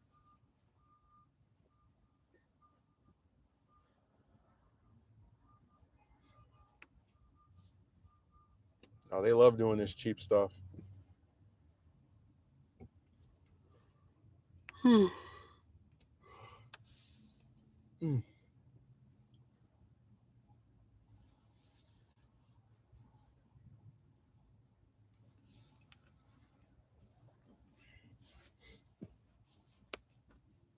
And these places are never accountable for the nonsense that they do. If you tell them, hey, you shouldn't have hired and fired this person that you knew you didn't want to keep on for that long. Oh well, I thought they were going to be better or whatever. They already had this plotted out when they signed you up. They are never accountable, which is really disturbing because the buck stops here. I mean, there's no other. They're the ones who make the determination of who gets hired and who doesn't. So for them to pretend that there was this circumstance out of their control that made them do what they did. It's all BS.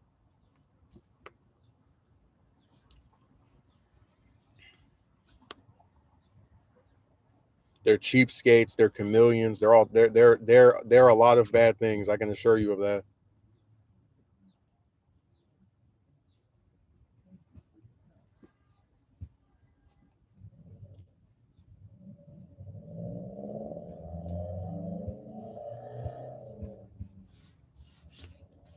Oh, Rev, you probably didn't even see the most blame man of all time four streams. You probably even know what the current situation is.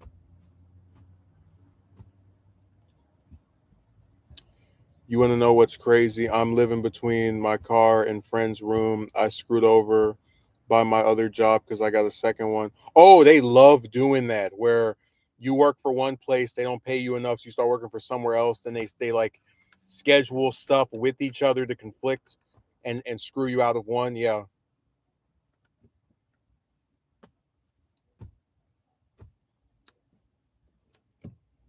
and it's even worse for Zeal because he had to pay that child support because his ex-wife was like, all right, man, if I'm not just taking the mansion, I'm taking the boy too. I'm not gonna lie, uh I would probably just get the hell out of your district as soon as possible at this point. No point in staying in a blank hole where nothing is stable or guaranteed.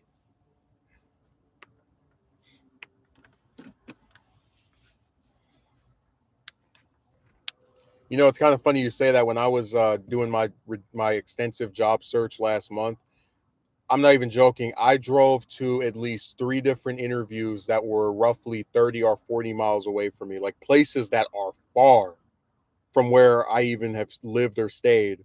And it was the same crap there too. It was nuts.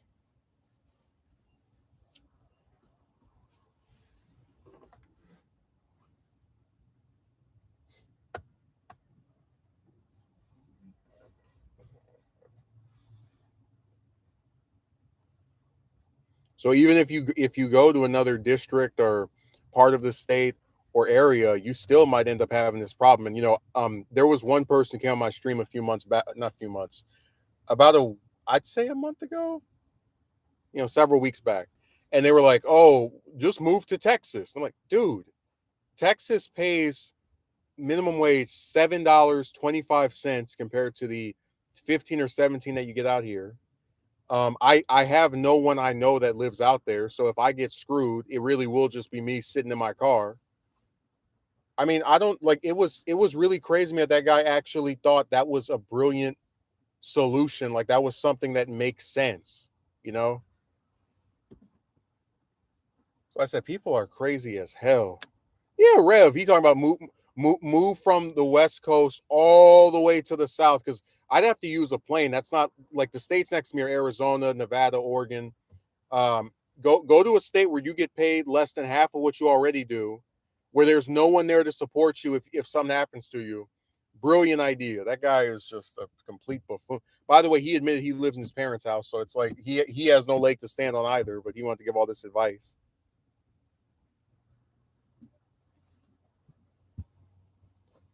Yeah, you'll notice it's usually the least accomplished people that will, stick their finger up in your face and tell you that you're no good.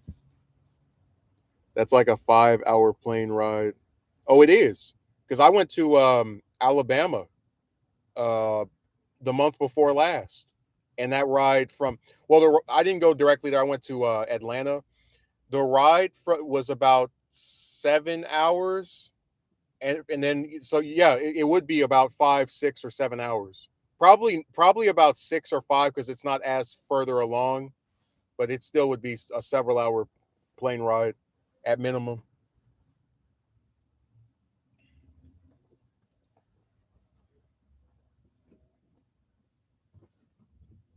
People are really nuts, I tell you.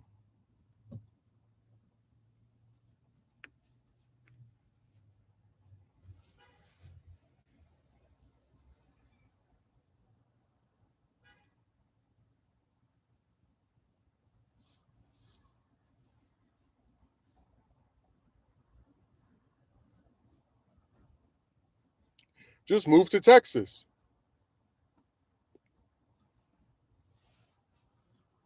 Dude, that guy was all over the place. He was saying just become a dentist.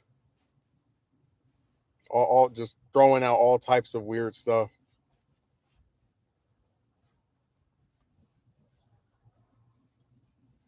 I'm telling people they don't even think when they write stuff. They just type things. They're like this.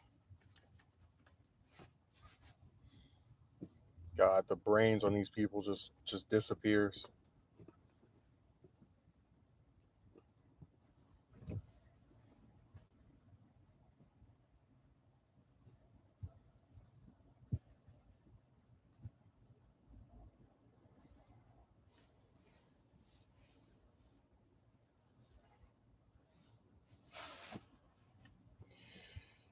Oh man, these people that live comfortable lives based on other success always have something to say that adds up to nothing. And I guess what gets me is it's like this is not some accomplished dentist who made his business in Texas and is living on his own and is sitting up in his mansion sipping champagne. Well, no, this is a guy who admits he lives with his parents, right? So whatever financial stuff he's telling you to do didn't work out enough for him to not have to mooch off of his mom and dad. But then on top of that, he's also like giving you all these supposed solutions that don't even make sense. Like, how the hell are you going to go to school full time as a student trying to become a dentist while also paying rent every month? I mean, it's like they don't even think. They just type this weird stuff, man. It's so sad.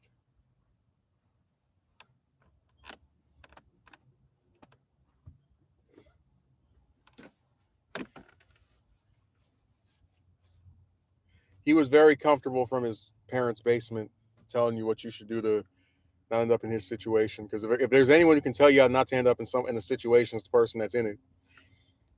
I call it the Dunning Kruger effect. Sorry if you don't know what that means. It's a very popular philosophy. Yeah, I know what it means. So now, Rev, you've also insulted my intelligence. So I'm gonna make sure you can't show up on my streams anymore. You've been what that one guy say? Blocked, muted, and reported.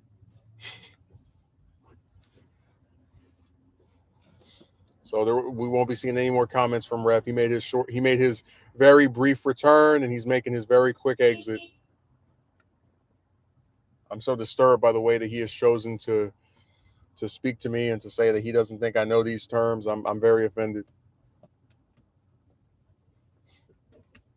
So Zeal, I hope you like Rev. That was the last time you'll ever see him write anything on this channel. He's been erased. I put on my Infinity Gauntlet and just snapped my fingers and he was gone.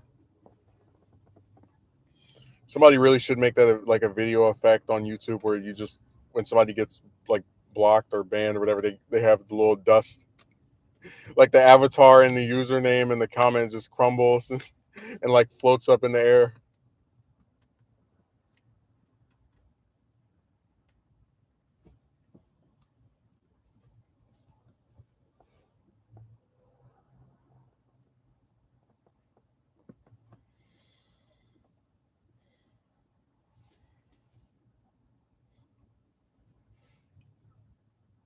So yeah, there will be no more comments from Ref. He's been silenced.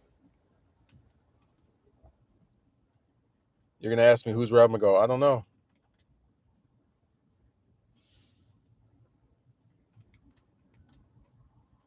Somebody that started a adult video business in Japan and now he's gone. Oh, he got he's really banned. Like he don't say his name, but he's gone. Like he has been completely just taken off the whole site.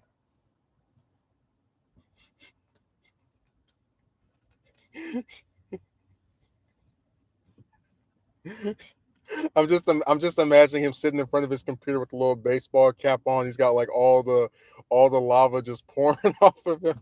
Like,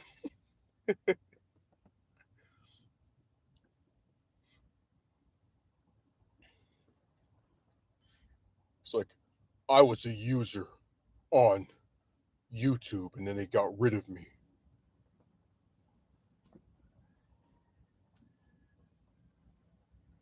It's really ironic that the person he tried so hard to get rid of off YouTube came back over and over, and then he himself is now gone. I have very rarely seen people that YouTube was like, all right, we're done with you, you're gone, you're finished, you're through, you're over. But he's one of them. He's probably, I would say, out of anyone that they've done that to, another one of these fire trucks. That one's moving at sonic speed. But out of anyone that they've like perma banned, he's probably the least famous one I can think of. Um, like I'd be hard pressed to be reminded of someone that had less than 100,000 subs that they were just like, we're done with you, you're finished. So he really doesn't even exist anymore. Truthfully, he's a non-entity at this point. Even people that were like uploading his like Twitch streams were either I know he went after them, I should say.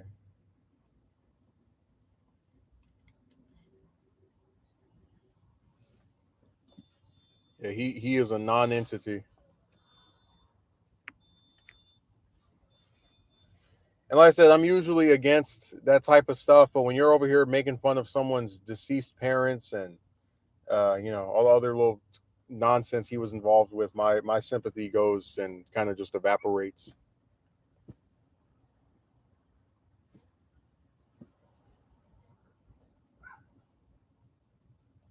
I don't feel too bad for him.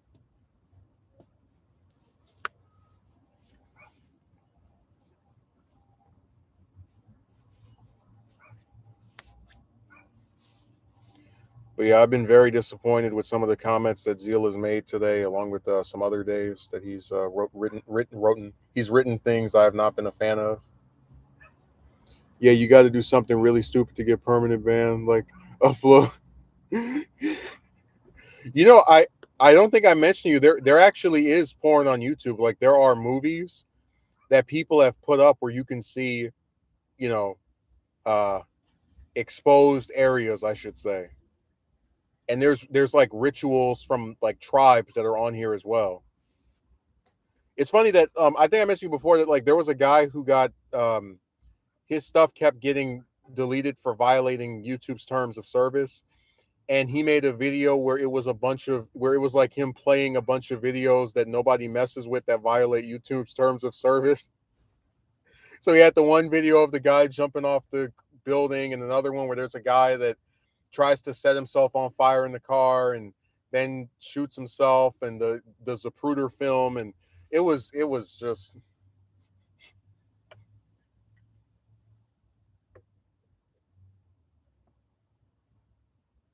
there's a lot of stuff on YouTube that actually violates its rules that they don't even care about. This site is not not the best when it comes to actually, having standards that it follows strictly. I hate to say it, but it's true.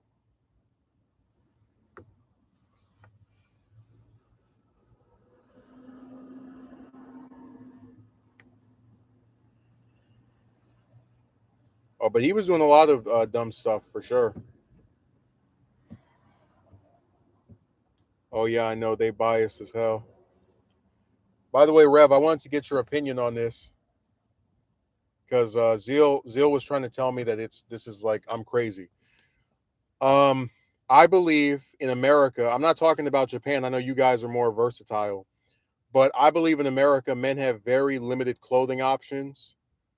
So what this means is that, like, if a man goes to a formal event, all the guys are wearing suits and ties, which are all like black, blue, gray, whatever, and they all have that same damn dress shoe that maybe will be in a different color, whatever. But if a woman is told to go to a formal event, some of them wear suits with pants, suits with skirts, high heels, flats, um, again like the Oxford shoe, just dresses, and then sometimes those are all in different types of colors and styles. Some are long, some are short. And I was saying, like, I really wish that men had as many options as women do. And Zeal was trying to say, oh, well, this we're fine with what we have because it's simple and it's straightforward. I'm like, yeah, but dude, it's limiting. Like we don't have anywhere near the options that women do.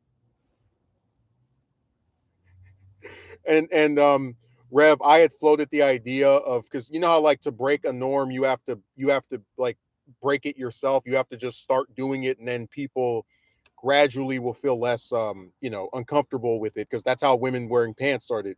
Women used to wear dresses and skirts only, and then around like the 60s, 70s, they started wearing pants, and then it became a much more common thing to where nobody even questions it anymore. I floated the idea of like wearing female clothing, and I was like mentioning how like I've read different articles where people will say that a guy wearing that stuff is gay or whatever, even though they'll call you, Rev, from being in the group that you used to be in, they'll call a man gay over anything. um so I guess what I'm trying to ask you is, do you think it's fair that women can wear men's clothes in America, but men cannot, at least in like a social taboo sense, are generally not expected to wear women's clothes? You see that as being fair or heavily favored toward the woman? Because I see it as heavily favored toward the woman.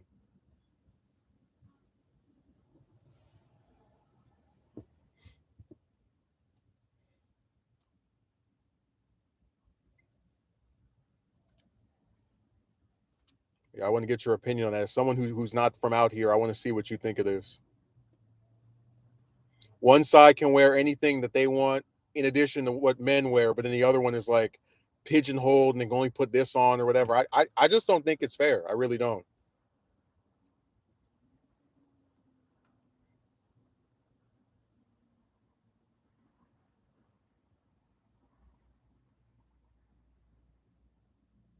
See, I'm very curious what your position on that is.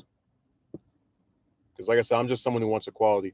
I definitely agree, but over here, it's the same when you're in school, at least. But once you get over the age of 18, people can pretty much wear what they want. Well, look, that's why I said uniforms are different, as far as that's a specific thing that they want both genders to abide by. Even though I do think with those, they are still limiting. But what I'm conveying to you is do you understand where, as grown adults, it's screwed up that women can wear whatever they want, including what men wear, but then if you're a man and you wear a dress or a skirt or pumps or whatever, people look at you and they're like, "What are you doing? Oh my god!" You see where that to me seems unfair, to have one side be able. We're not even talking about like uniforms. We're talking about just like general stuff that you can put on and it's considered acceptable. Like a woman could wear what I'm wearing right now, and nobody would question. Nobody would be like, "What does she have on?" It's just whatever.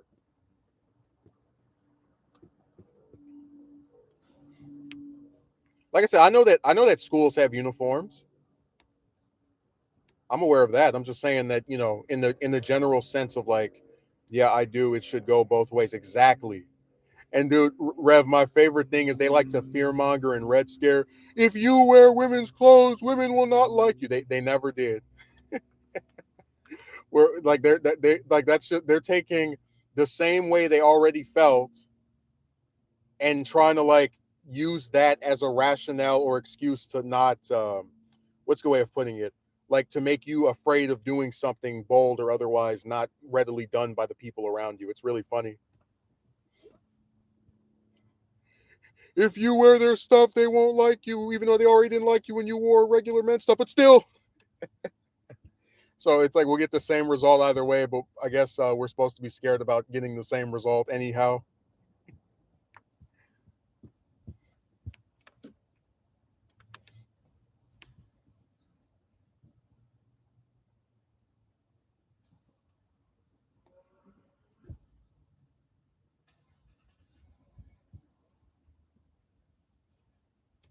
So I said this stuff is such a cartoon to me, man. And I guess what gets me is like when you sit here and you have people who don't care if you live or die, if you eat, you're really supposed to care that they don't like what you're wearing. Actually, the funny thing is a lot of women actually like men that wear their stuff, at least from what I've heard. I think if a woman thinks a man is attractive and is already attracted to him, I don't see it as being that big of a making that big of a difference. I really don't. And like I said, you already know from the talks we used to have that I've been dealing with that chick stuff for so long that any nothing really phases me anymore as far as like people telling you if you just do this, if you don't do that, don't do that. I don't care one way or the other because we know that it really doesn't make a difference.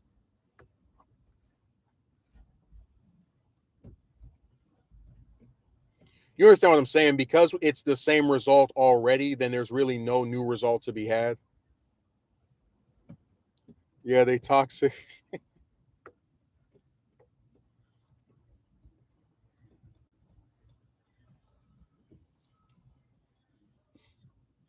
God, they love making up new like just all types of crap to peddle their BS. No, it I was very disappointed in Zill. I was sad that he wanted to conform to societal standards that are not really doing us any favors. And the funny part is that it seems like a lot of people really despise. Like, I'll give you an example. I had one of my subs. He said that he's six something and 6 feet, and there's no like women clothes that could fit him. And I laughed at this assertion because Rev, from that last chick that I showed you that picture of, that women come in all different shapes and sizes. Some are short, some are tall, some are thin, whatever. Uh, so it's one of those things where because of the different sizes that women come in, him trying to say his you know height prevents him from doing it is like not actually true. It's just, I mean, like again, if he doesn't want to, that's fine, but whatever. Zill says you can wear whatever you want. It just looks awkward to see a man in heels because of the programs and social norm. Well, first of all, I have people online that attack me for wearing regular male clothing. So anything I wear would be considered awkward by somebody else. Secondly, I would feel more weirded out wearing heels because of my height, like because of rather than like, oh, it's like women's shoes or whatever. That would be That would be the bigger thing for me as far as like why I wouldn't do it. And just they're just from what I've heard generally not that comfortable to walk around in, because of the like part at the I'm talking about. So I recommend watching. Pearly thinks she covers those toxicity behaviors of. Oh, Rev, you're trying to promote somebody else. You came to my stream today to prep up someone else. I wouldn't be surprised if Pearly Things is your sister on an alt. She has this channel where she just breaks out and becomes this big celebrity. Well, that's what you do. You go to different acquaintances streams and you find a way to integrate her into the conversation so you can go and subscribe to her.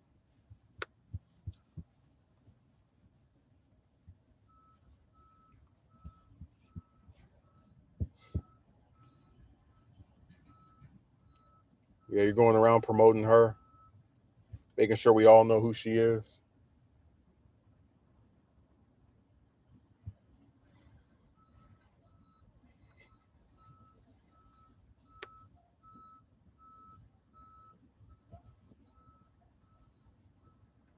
But Zeal, you're aware that people have attacked me over regular male clothing, right? You know that, right?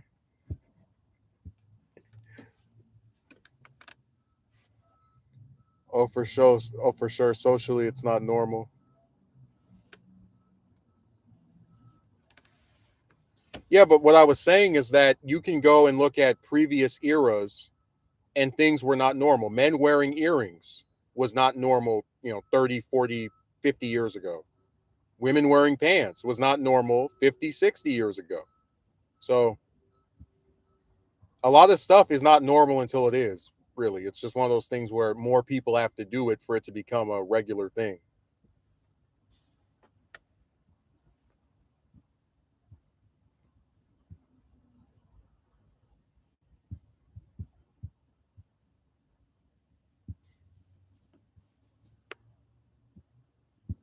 We even had one conservative commentator, I brought him up a few streams ago. He was talking about um, if a man wears a skirt or dress, he wants to find a way to have state governments or city governments pass some kind of law against that for indecent exposure. And I was like, what an idiot. Like, what a dumb thing to say, because indecent exposure is supposed to be when somebody just exposes themselves, like shows off their, private areas, whatever.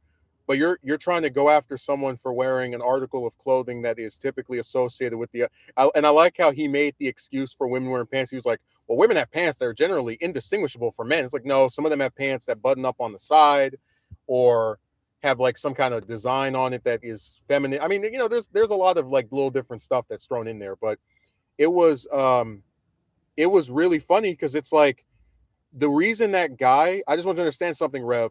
The reason that guy is okay with women wearing pants and like, like dances around them having any laws that would stop them from doing that is because he grew up during the 80s and 90s where women wore pants regularly, and it's not a weird thing because he's seen it all his life. So because some men are wearing female stuff, it's like too much for him to handle, and he's trying to impose his worldview. Because dude, like, imagine what I would look like if I said, like, let's say a woman wore a man's jacket, right? And like, I don't like women wearing men's clothing, so I'm going to see if I can get them for indecent exposure. It's like, indecent exposure is when they're revealing themselves, not when they're covered up. And it's like, did they completely forget about freedom of expression? That suddenly stopped existing. Back in the day, men had wig parties. Dude, back in the day, men didn't even wear they didn't even wear long trousers. They wore knee bridges where they come up to like the calf or whatever.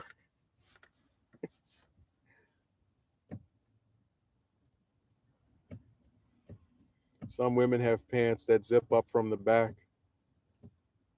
Well, you know what I'm talking about, that they have like specifically designed pants for them. Uh so if they wear a pair where it zips up in the middle, you could infer that a man could wear that, and I know like men, a lot of men tend to be like bigger than women, whatever. I'm just saying that like you can say that's something that is geared toward men because of it zipping up in the middle. But of course, nobody would be crazy as hell enough to say, "Hey, woman, let me see if your pants." You know what I mean? Like nobody, they know that's that's not something they could do or even would attempt to do because it would make them look like a bunch of the perverts that they are.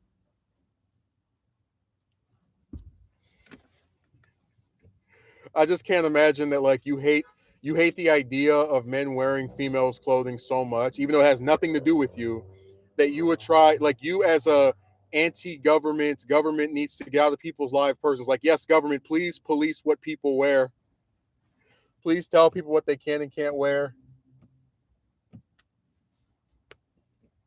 And I was trying to say as well that women's clothing is not just limited to dresses and skirts. I mean, again, there's earrings that are designed for women. There's necklaces that are designed for women. So it's like if you are wearing men's clothing, but then you have a I don't know a pearl necklace, they're gonna try to get you for indecent exposure. Like what? Hell, there's some women's clothing that's more covering up than men's stuff is. Women have some like long gowns that cover their whole damn body, including their shoulders, and that's indecent exposure where you're covered from head to toe. Really? So I said people are nuts.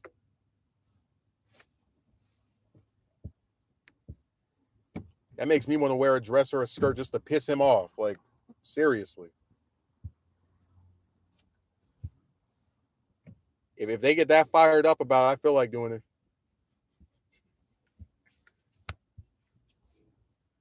They always talk about owning the libs and triggering the libs. Like, you won't see me get triggered over somebody wearing something. I really couldn't care less. I never sat back a day ever and was like, oh, this woman is wearing this. I'm so angry. Let me see if we can pass a law in the local government to do something about that. You'll never see that for me. Too much other stuff on my mind.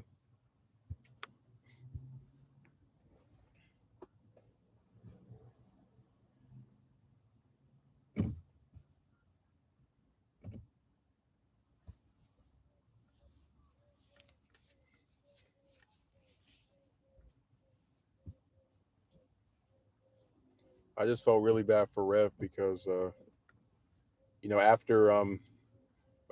Akainu was thrown off of YouTube, you had to house him at your house.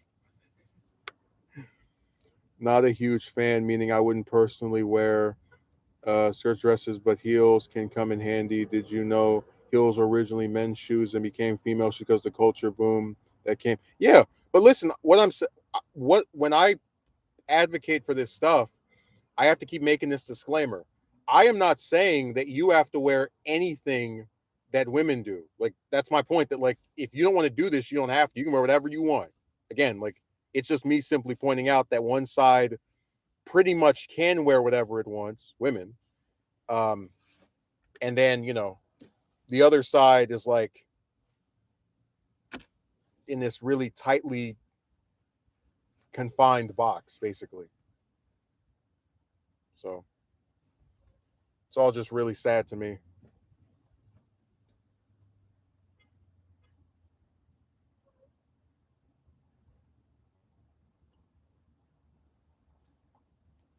But I just hope you understand. No one is telling you what you have to wear or that you have to wear any of this stuff. No one is saying that at all. I'm simply saying I think it's unfair for one group to have whatever it wants, the other one to have very low options. This isn't about making you wear something. It's just recognizing where one side can again do wear whatever it wants, the other side is restricted.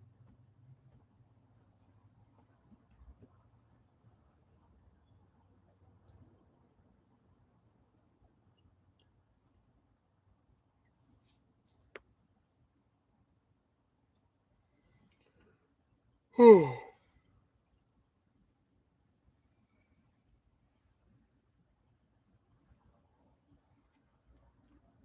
it's been a really I still can't believe Rev actually showed up. It's been so long since I saw him on the stream.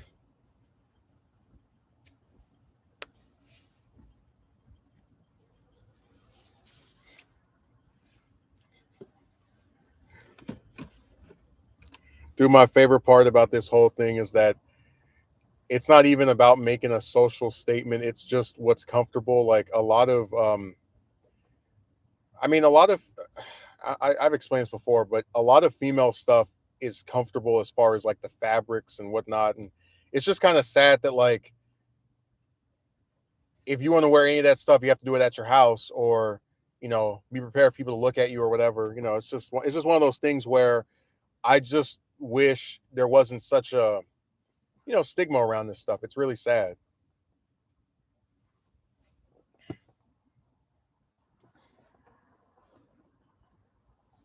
Yeah, none of it is about trying to make people who don't want to wear anything wear something. I'm the last person that would preach that. Like I said, I don't sit around crying about what somebody else has on. That's other people.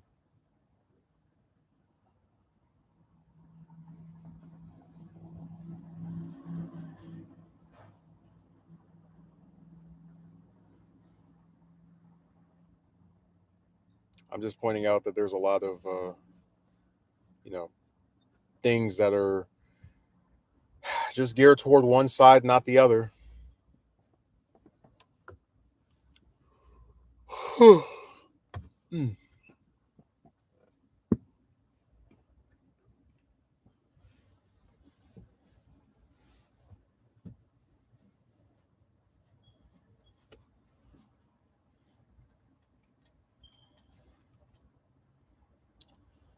Yeah, I'm just still in shock that a lot of the stuff that happened these last few weeks have happened. I really cannot believe it.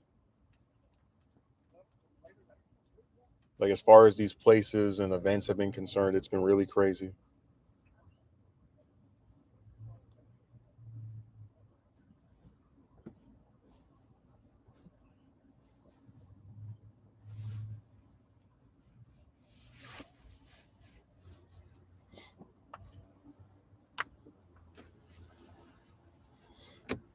Can't wait for some more job interviews that go nowhere today. Well, there's one today and then there's one tomorrow. And truthfully, I may not even go to the one today because I have this other thing I want to do, and it's like it's usually like an hour or 2 hours later. I guess I still technically could go to it. That's what I hate about Zoom interviews because if it's just a regular phone one, the person calls me, I can talk to them, whatever. But with Zoom, you have to set up a camera somewhere and make sure you can hear them and they can hear you. It's a hassle. I really do not like Zoom at all.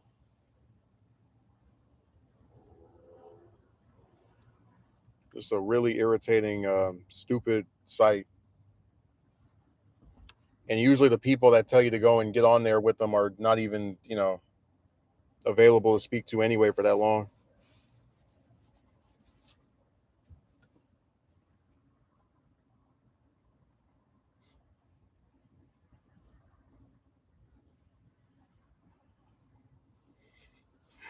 Like how Rev had to clarify, not a huge fan. It's like you don't have to be to acknowledge something's wrong or is geared toward one side over the other.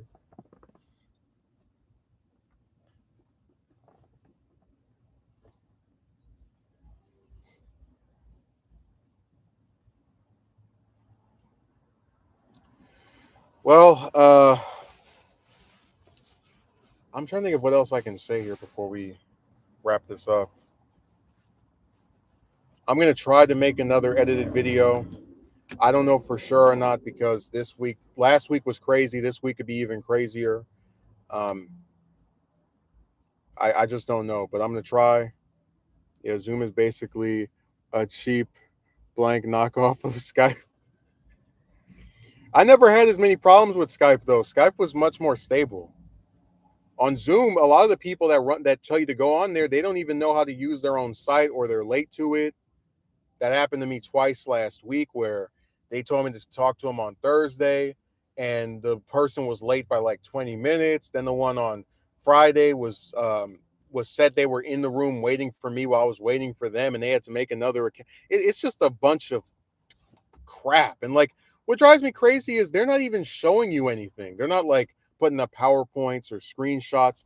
Everything they're saying to you is something that could be communicated in a phone call. So why do I have to sit in front of a camera and stare at you for 10 minutes when I can just talk to you for 10? It's dumb. The whole thing is really goofy, and I'm tired of it.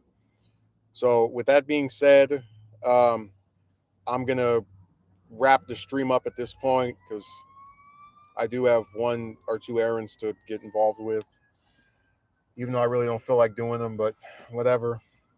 So thanks for showing up, Rev. I really appreciate it. Hopefully we'll be able to speak again. It's been a very long time. There's been a lot of stuff that's been happening and occurring behind the scenes, and I mean I've been vocal about a lot of it in past streams as well. Uh, Zeal was okay to speak to. I wish he wasn't such a Starbucks um, fan. You know, I wish he was a little bit more for the average person. That is 3 ambulances. God, and it's moving slow as hell, just like the other one.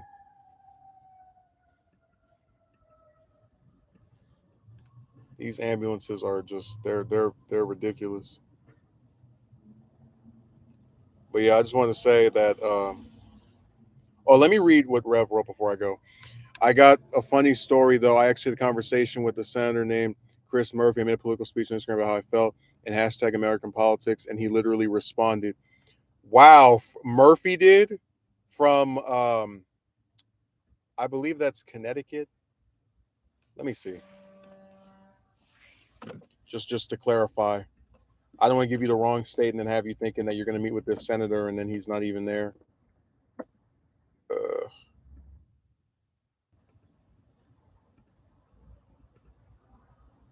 yep, Connecticut. Got it right. I'm shocked he replied to you. The only senator that ever directly like sent me anything or said any like acknowledged me was Murkowski from Alaska because I donated to her last reelection campaign and she sent me a letter.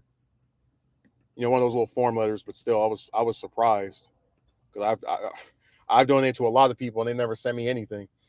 Um, and then the only Congressperson was Thomas Massey. He liked my message on Twitter back when I used to use Twitter about 3 or 4 years ago. So the only the only members of Congress that have ever directly acknowledged me were Republicans. I almost fell out of my chair when he liked my message. I was like, "What? Really?" But yeah, thanks for showing up, Rev. I hope we get to speak again. Zeal is okay, but he's someone who just sides a little too much with corporations for my taste. He's a little bit more he's one of those big pharma guys. So thanks for showing up and have a good rest of your Monday.